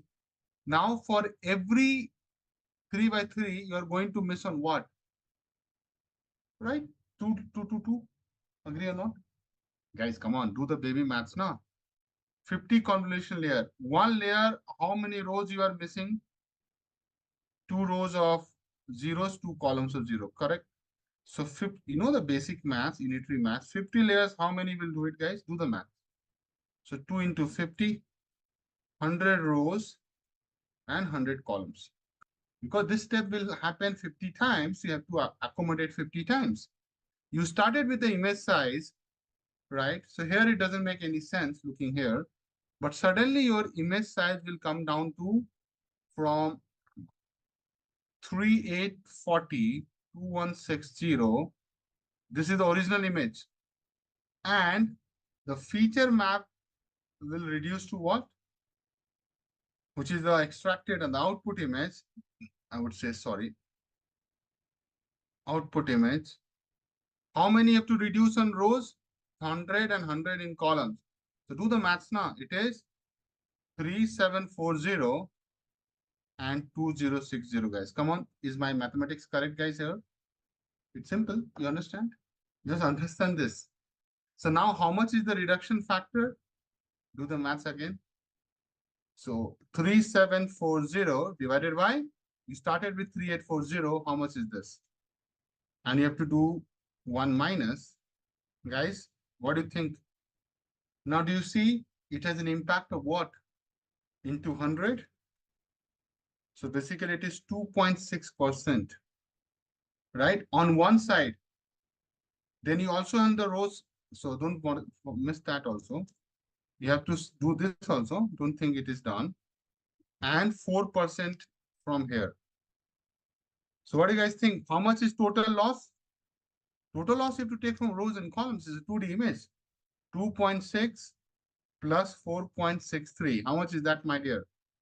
7.23% loss is there. It is significant, guys. Almost round up to 8%, right? Are you feeling the beauty of this analysis? You were asking me, right?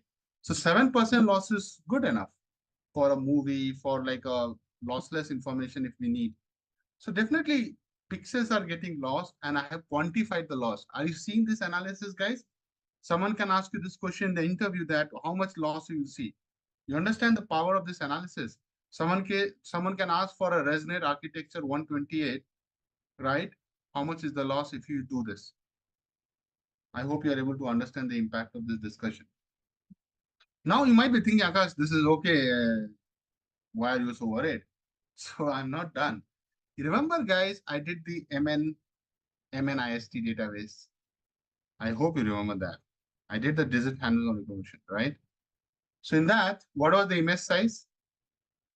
So journey is not complete. What is the image size? Come on. 28 by 28. Very good. MNIST database, remember? How many pixels? Okay. So 784 pixels, you know what? Even with a simple architecture, a very shallow architecture, I'm taking a CNN with just 4 convolutional layers. It's a very baby CNN. Agree? Guys, come on. 4 convolutional layer is okay now. I'm not saying 50, just 4 convolutional layer. Okay. So tell me one thing. With 4 convolutional layer, how many rows we will lose and how many columns we will lose? Do the maths quickly, guys. 4 into 2, 8. And columns, come on, guys. 8. Agree? So if you reduce this, this is the reduction. This is the lost pixels. Lost pixels. I'm using the same approach. So now your image size will come from where to where? Come on, do the maths. So it will come from 28 into 28, which was 784 pixels. And image size will reduce to what? 8 will reduce. 20 into 20. How many is this? 400 pixels, right? Do you see the impact, body? Now you will thank me. Because now you make a lot of sense suddenly. See, these things you should be able to think on your own. That is my expectation. You should be able to quickly think into this. So look at this. How much you have reduced? So if you do the percentage, how much is the loss? So you have reduced from 784 to 400. And if I do into 100, how much is that? Almost 49%. Do you understand that 50% losing the information in an image which is just 28 by 28 is a big blow? Now you understand the importance of doing padding in that exercise. I rest my case here. Do you think losing pixel on the border? Because when I started, a lot of people were saying, just you're losing on the border, right? Why is having so much fuss about it?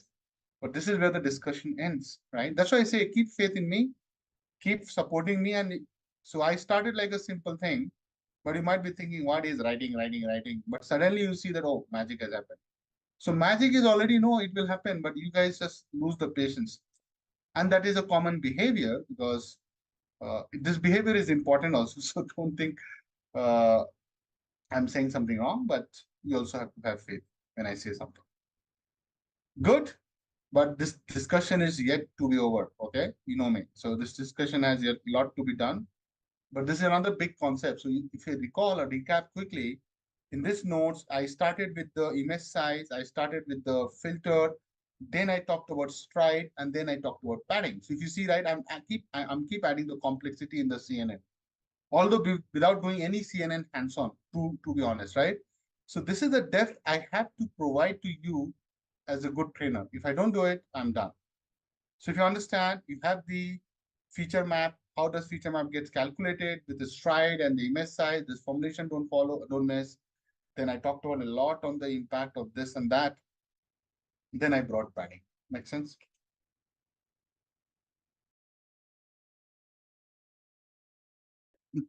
So guys, I want to show you some images, right?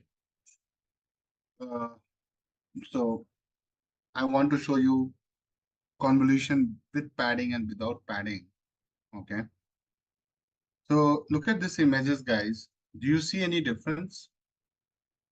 This is without padding, the cat image,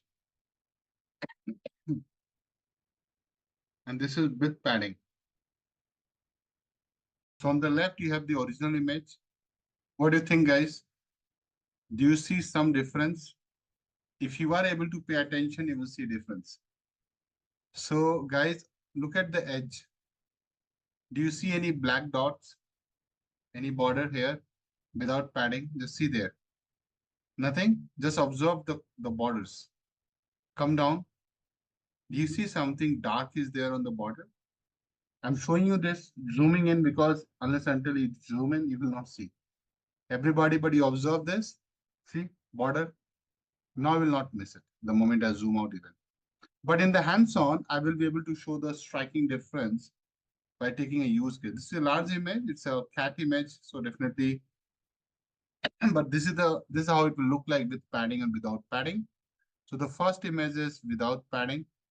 And the second image is with padding. Unfortunately, I can't tell you more than this here because this is not the right place. When I'll do the hands-on, guys, I'll show you the impact of it, the implication. This is with padding. But only thing I want to show here, you guys, you can see the border. So I'll write, just observe the dark black border. It's look like in PPT you do it, guys. If you're able to observe, that's what with padding. Okay. How is it going to help you? What is the implication in the prediction? All that, wait for the moment. Okay. Can I get back my original image? So it's not possible.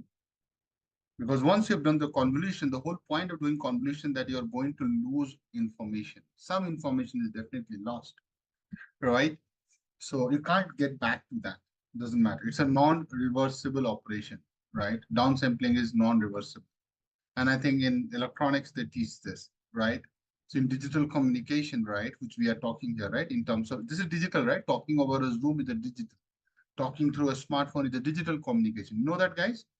So if I am, doing some calculations with respect to downsampling and making the data continuous to digital, right? Since we are talking and I'm from electronics background, so I can definitely talk.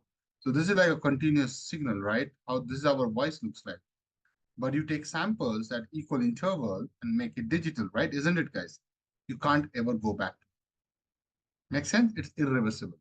I would love to talk more on this, but I don't want to make this like a communication system course. I used to teach for GATE a lot of years. I did that, but I don't want to, confuse you guys here because it's not how to say. It's not a lot of a lot of things are related, but not will not go in that direction. So I'll move on to the next thing, guys. So we have done the convolution layer. I think I have covered a lot of things. So I think we are good here. The next layer is known as in the structure. It's activation layer. I think in general, we are going to use ReLU. What is ReLU? Who remembers? What is ReLU? Rectified linear unit, right?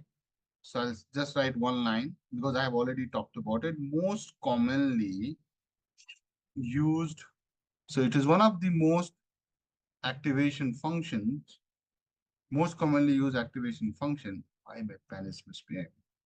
In CNN is rectified linear unit. Go back to my lecture, I've explained this a lot. By the way, mathematically, remember how did we define this, guys? It was ReLU is what? X equal to max of 0 comma x. So either you will keep it positive, minimum 0, maximum it can be x. So remember what it does, just to give you a refresher, ReLU sets all negative values to 0. That's the job it does, isn't it, guys? Sets all negative values to 0 and keeps positive values unchanged. And it helps us helping to prevent issues like vanishing gradient. I have also talked about it. So if you're trying to recall, remember that all the negative pixel values were set to 0 and while positive value remained the same. Remember that? That's your activation layer. The next layer is also important, and that is called pooling layer, also known as subsampling. This is something we'll detail out. Subsampling. What is pooling layer? So pooling layer is used to reduce the spatial dimension. So if someone is writing, you want to reduce it further, so you're right about it. Anything reducing the spatial dimension, if you're writing, it is correct. So height and the width of the feature maps. So this is like the next step. Why you do it? Because it helps you to control computational cost because you're reducing the pixels, prevents overfitting. So pooling is like a small window which operates on the feature map and aggregates the information. It can do minimum, maximum, average. There are different types of pooling. So let's talk about it. So how does pooling work? We are yet to answer that. So see, pooling operates on a small window like 2 by 2. Generally, we use 2 by 2 and aggregates. So I generally take this pooling concept like carpool, guys. Those who are living in a same society or similar area, they do this carpooling. What you do, guys? Isn't it you reduce the complexity of the traffic by carpooling? So aggregates information from these windows by either selecting and that is up to us now, the maximum values, maximum value. So maximum value, if you select, guys, it becomes max pool, right? Max pooling or the average value, and that becomes, tell me, mean or average pooling. So I'll show you with an example, else it will not be very clear for you guys. It's the same example, you have seen it. I have been doing it earlier. See this image? This is something you are aware of it, so don't say no. Oh, sorry. So guys, this is the image. And in this image, I'm going to apply a filter which looks like this. Correct? This is my filter. So this is your input image, 6 by 6. This is your filter, 3 by 3. And this is your filter or kernel. And what are the output is coming out of it? It goes to the bias of -2. Remember that I had told you.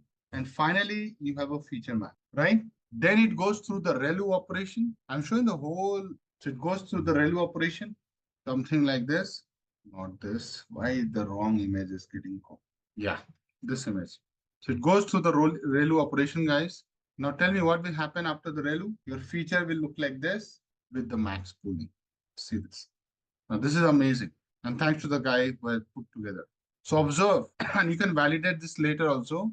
You're starting with an image 6 by 6. Finally, you do 3 by 3. So what should be the feature map size? 4 by 4. You know this. How do you know this? You know the formula 6f minus this 3 by stride 1 plus 1. How much is that? Do the maths. So it comes 4. So it's going to be 4 by 4. Hello? Yes or no? Follow the formula I have given in the last class. Then you get this negative becomes all zero. So I'll highlight the negatives. This is all negative. Oh my God, this is all negative. See? Okay. Now what feature map we are doing after post-relu, we are applying this max pooling. So you are taking a 2 by 2 thing and taking the max there. So what is max? See, in this, what is the max value you're seeing? 1. Then, right, you move to the next. So 0, next, 0, and the next. So can you see this, guy? So basically, you're able to reduce the feature map from 4 by 4 to a 2 by 2 matrix, guys. Can you observe this? This is called max pooling. Now, you can also have, average pooling. But let's understand what is the importance of pooling. Why do we do pooling? We answer that it reduces the here that it reduces the spatial dimension, helps you to reduce the computational cost. How does it help in, so question is, how does pooling help in overfitting? What do you think, guys? If you're paying attention, you're able to answer this question. So I know it helps you to understand overfitting very well and avoid it. But why? By the way, what is overfitting? Let's do a quick check. So overfitting, okay, let me good in training, bad in big hand for path. So the true overfitting means you can say that. So I'll write overfitting occurs when a model learns to perform very well on the training data but fails to generalize to unseen test data.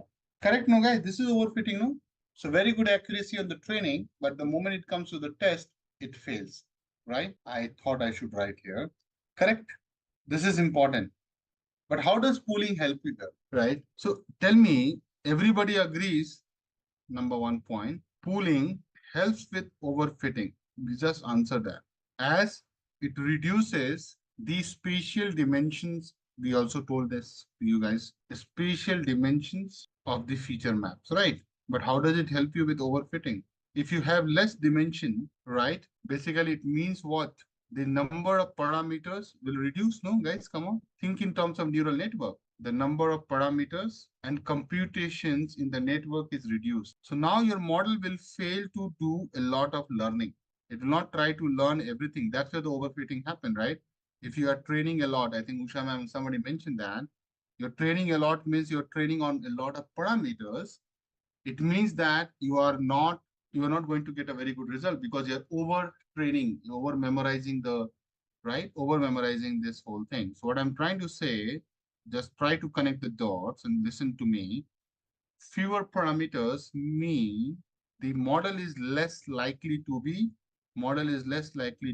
memorize the training data. Memorize nahi karna hai, right? You can't remember everything. That's the reason that people are not able to. I'll take a very simple example.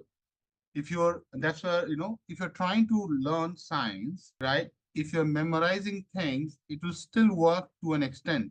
Science as in like biology and all. Idea is not to memorize anything, but if you memorize mathematics and the new question comes but the concept remains the same, are you able to go and solve it successfully? Think like a kid. That's the issue when the learning is wrong, right? That's what I'm trying to avoid here. If I keep telling you all those bullet points on any topic, you memorize, you don't understand. So when the next time someone is asking you, you're not able to apply the knowledge you are acquiring in this class. Agree?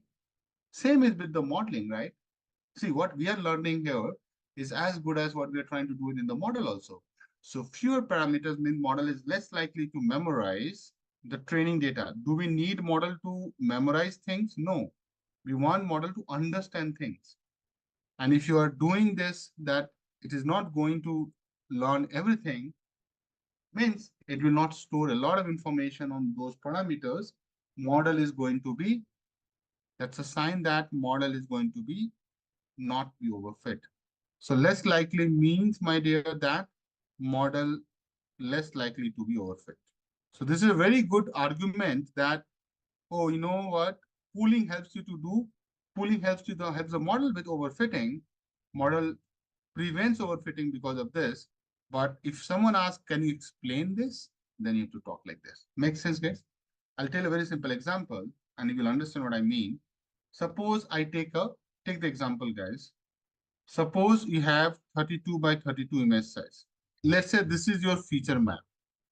Obviously, would have come through the convolution. Now, after applying a 2 by 2, after applying a 2 by 2 max pooling with stride 2, then what will happen, guys? Any idea? What will be the end? What will the end outcome?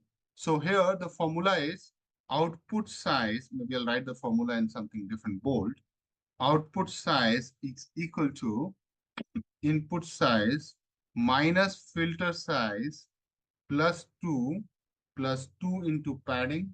Now this has everything, guys, by stride and plus 1. You have seen me writing this formula, but this is a more improvised version of it. Okay.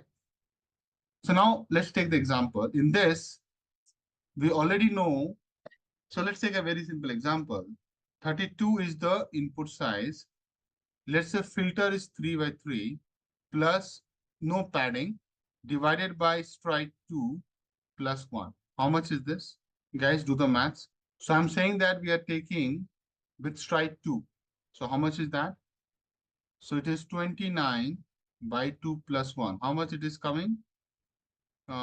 For 16 it's coming approximately if you do the math, guys, right? Right, guys? Are you, yeah, 14.5 plus 1, which is approximately 15 plus 1, 16. Getting this formulation working for you guys? Makes sense, no? So what is the output size you're getting? 16 by 16. Don't worry, I have a very good cheat sheet for formula, all the formula. I'll share with you. So generally, yeah, that's a sum rule. You can do half of the input. Very good, Usha ma'am. So if you're doing half of the input, what is the meaning of it? So meaning is that you're reducing the spatial dimension. Understand this, no? You started with 32 into 32 and you are moved to what? 16 into 16? Don't worry about it, right?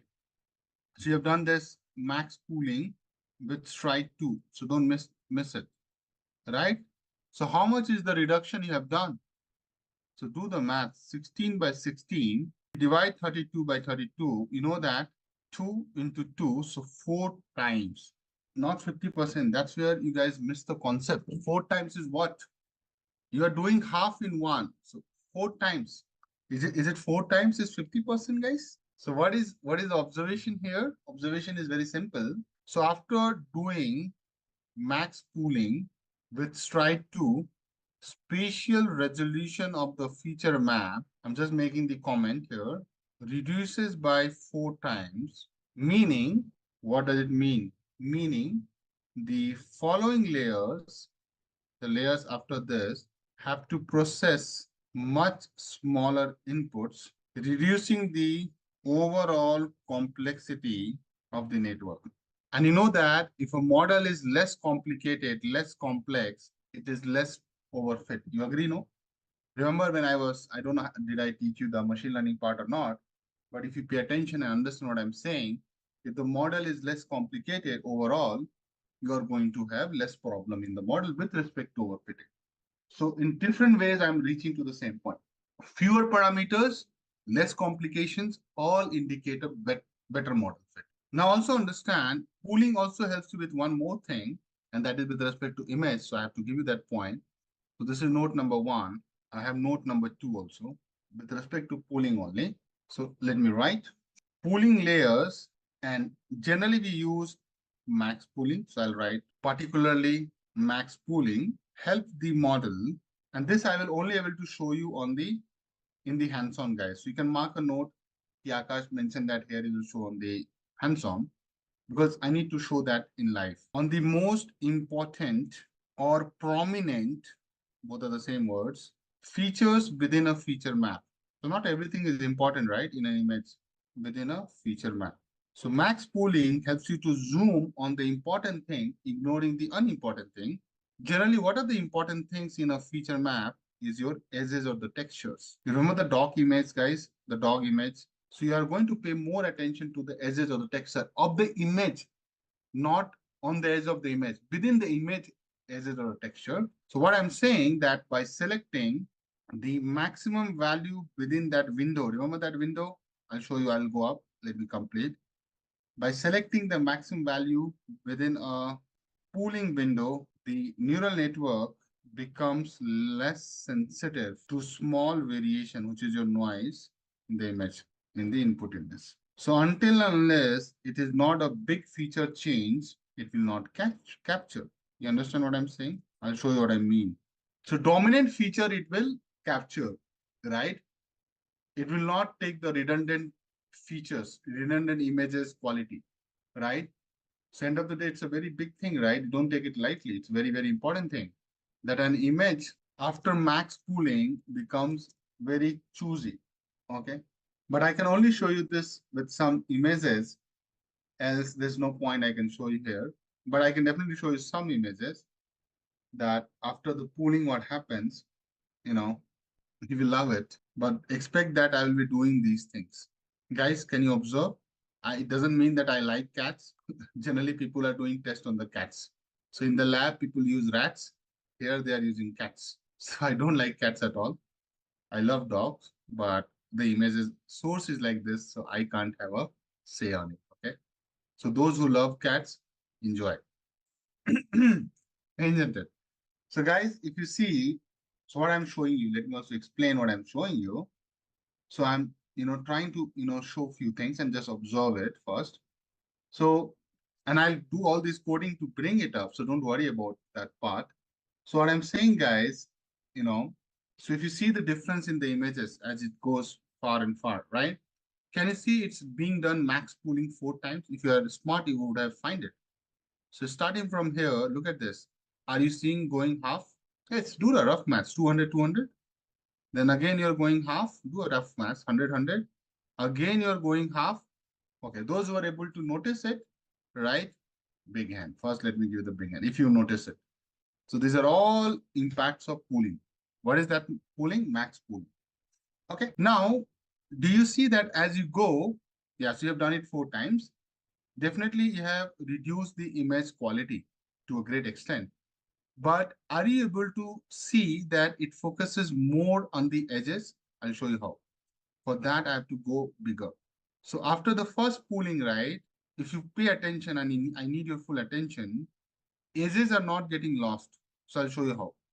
So if you focus on this part, I'll delete it. Focus on this part of the ear lobes, right? Even with this, you are there, right? You're capturing it. When you've done the first time pooling, come down. Even here, you're able to capture this, that it looks like the ear. Yes, come on. Can you also see that, right? That this part is also intact. See this. You're able to see this. Don't lie. You're able to see this or not, guys. Come on. Although you have done pooling to like a 1/4, you have come, right? 400 to 100 is like what? 1/4, you have reduced it. Come here also and don't lie again, because this is where you have to realize what I'm saying. Are you able to see that there is something is going on here, guys? Don't think I'm trying to connect the dots. Just observe and tell me. But definitely you're losing a lot, right? Means you're not having so if I zoom out, still you can see that it looks like a cat, right? You're not losing, because when I say go up, like you see it's all bloody. Akash, I don't understand, but don't worry about it. If you go out of the zoom, you can clearly see, and don't lie again, that this part of the eyes are still able to capture it, which I highlighted. Yeah, it's not clear, but look at the kind of max pooling has done. It's not clear, but at least it's not like that you don't understand where are the ears. Forget about this. Just see this image. Just see this image. You can't tell that is it a cat, or forget about it's a cat or not. Can you see that? At least you have an idea that at this size that these are the ears. Don't lie that. Ears are clear. I'm just making that point.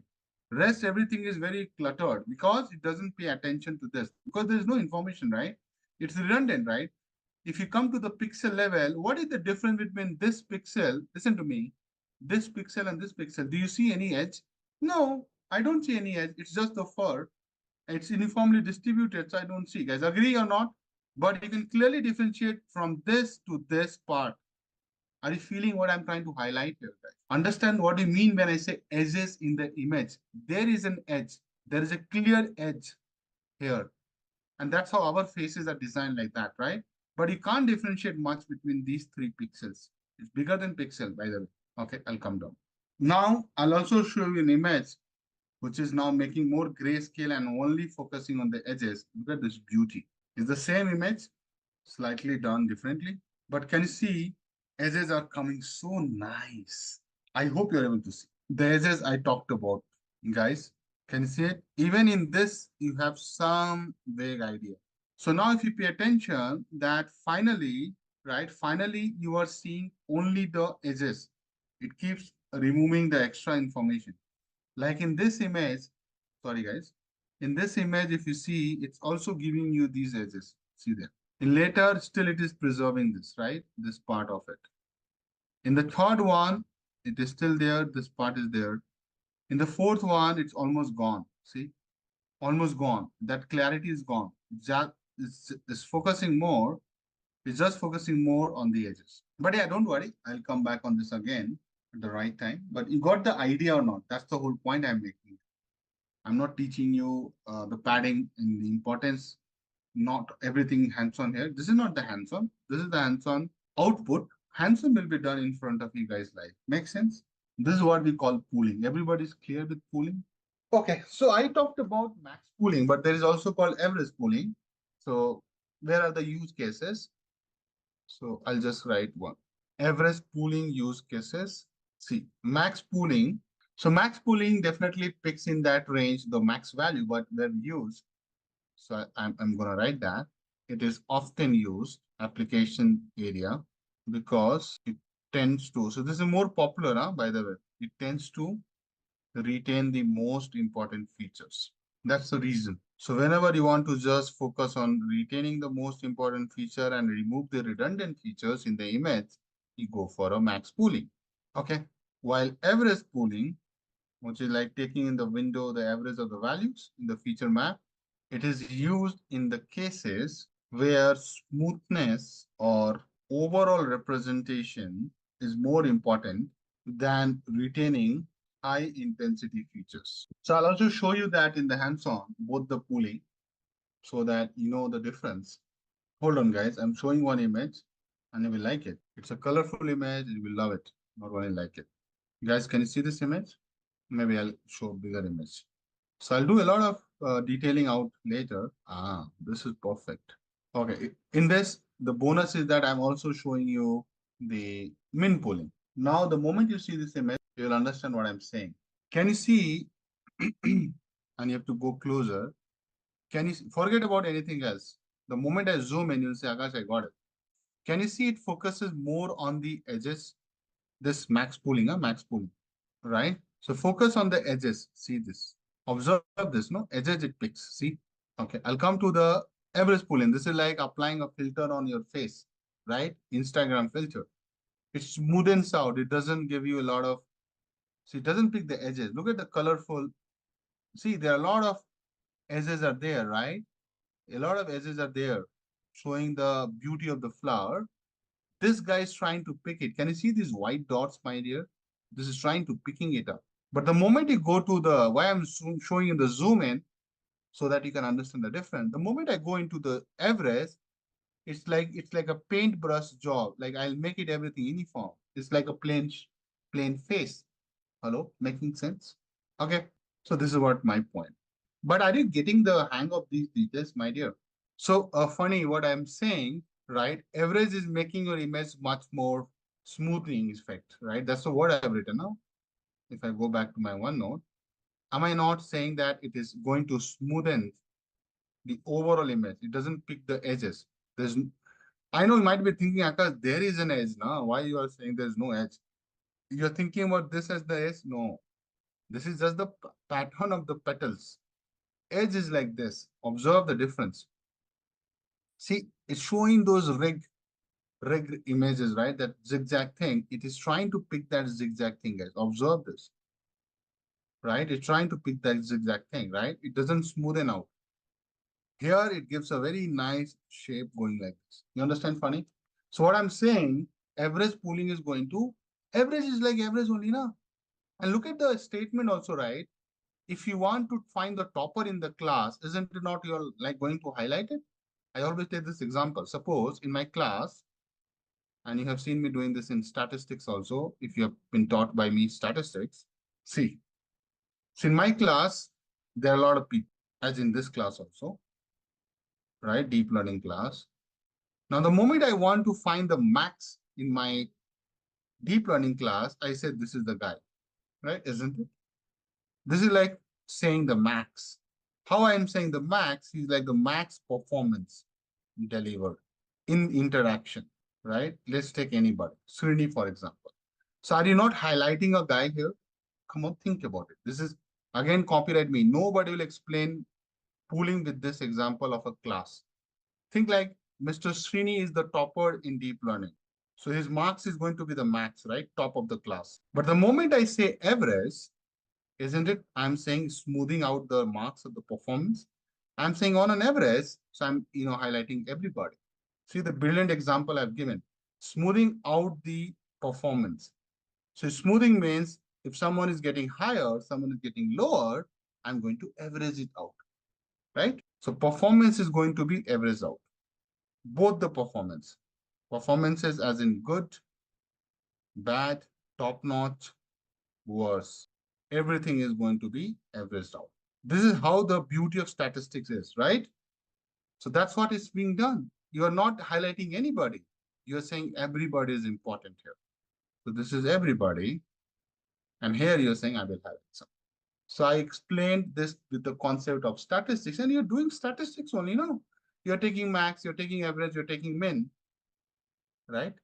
Just a quick info, guys. Intellipaat offers artificial intelligence course training, which will enable you to learn skills like neural networks, focusing on CNNs, RNNs, and their application in AI, natural language processing, computer vision, and generative AI. Through this course, you will also master deep learning concepts, AI model building with TensorFlow, transformers, BERT, GPT, LangChain, and NLP pipelines with advanced techniques like image recognition, chatbot development, and much more, all taught by top 1% experts and IIT faculty. And with this course, we have already helped thousands of professionals make successful career transitions in AI and data science. You can check out the testimonials on our Achievers channel. The link is in the description below. And without a doubt, this course can set your career to new heights. So visit the course page link given below in the description and take your first step towards the dream career growth in the field of artificial intelligence. So guys, I'll talk about CNN a little bit more, and then I'll get into the hands-on. I think my focus will be on more on hands-on and try to, complete some outstanding thing from the hands-on point of view. Okay, so I hope you guys are prepared for it, right? So the lost pixel concept I was talking about. Okay, so the lost pixel generally happens, right, when you are not having any padding there. So that was one concept which just we discussed. Then I was talking about the pooling thing. So that also something I covered already. All right. So what I'm trying to say, you're only thinking from like a big company and trying to justify this, but think about normal users like us, right? Do you think your machine is smart enough? Your machine is smart enough to do things like, running a big object detection project? No, I don't think it's the reality. So it's not that, right? So that's why when we talk about these concepts, we are talking about a general machine configuration which the mass uses, right? Not the other way around. But you're right, means you can have some machines which are powerful, but not, trust me, I use a lot of the biggest machine. So currently the machine I'm using in my project is having, how much RAM? 664 GB RAM. I know how many workers are there, like CPUs, threads, 1024 CPU threads.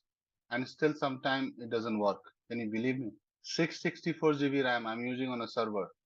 So, and I'm the only user. It's not like it's spread around multiple things. So yeah, means I know what you mean.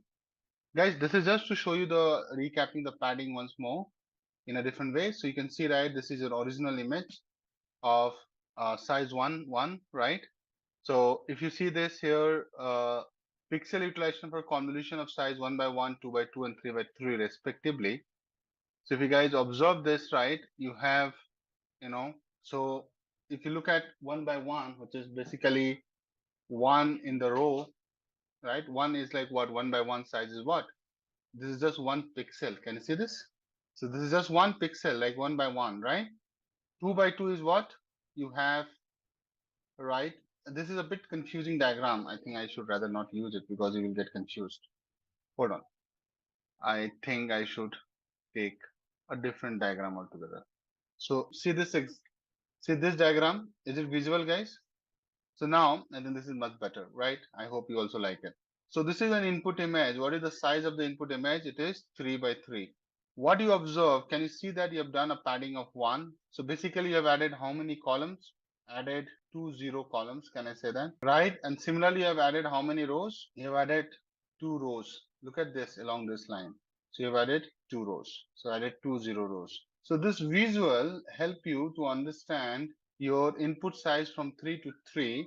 It has gone, can you see that, guys? 5 by 5. And this is something I was telling you yesterday, but definitely if you're adding 2 rows here, if you're adding 2 rows, it will happen. It's bound to happen. Similarly, if you add 2 columns, it is bound to happen. Do I make sense, guys? So this is what padding looks like. Zero padding. Okay. So guys, without wasting much time on this, right? I want to get into hands-on. Are you guys also ready for it? Because now this is good if we get into hands-on rather than doing this whole thing again and again and again, because there's no point anymore, right? So if you are ready or comfortable, I know you might feel some difficulties here and there, but that's fine. I will handle it. Don't worry about it. This is the image we are going to plan. Can you see it? So let's name this as CNN hands-on convolution. I will change this image later as well because I need the real source of the image. Convolution neural network. This is one of the famous images for CNN discussion. Okay, so this is the lady we are going to investigate today. Investigate as an image processing, nothing, don't get me wrong. Okay, so and we will start thinking. Well, I think this is what image? It's a colorful image, right? Can you observe? Okay, guys. So first I'll show you the use of filters. Okay. So different types of filters will have different types of roles.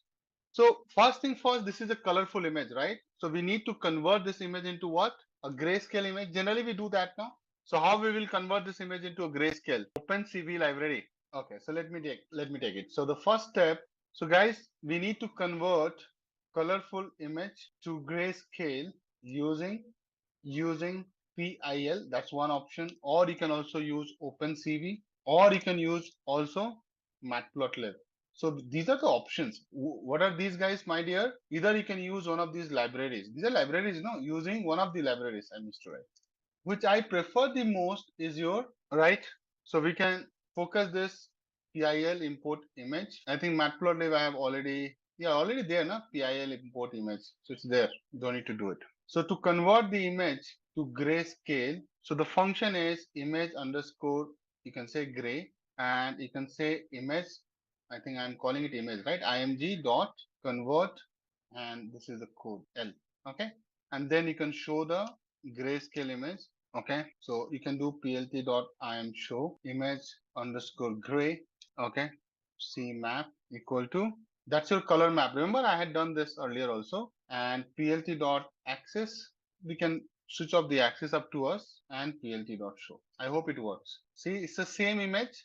You can show the axis as well, but for now just focus on this. And this is, or either you can use PIL or OpenCV along with Matplotlib. Matplotlib to chahiye hi apne ko, right?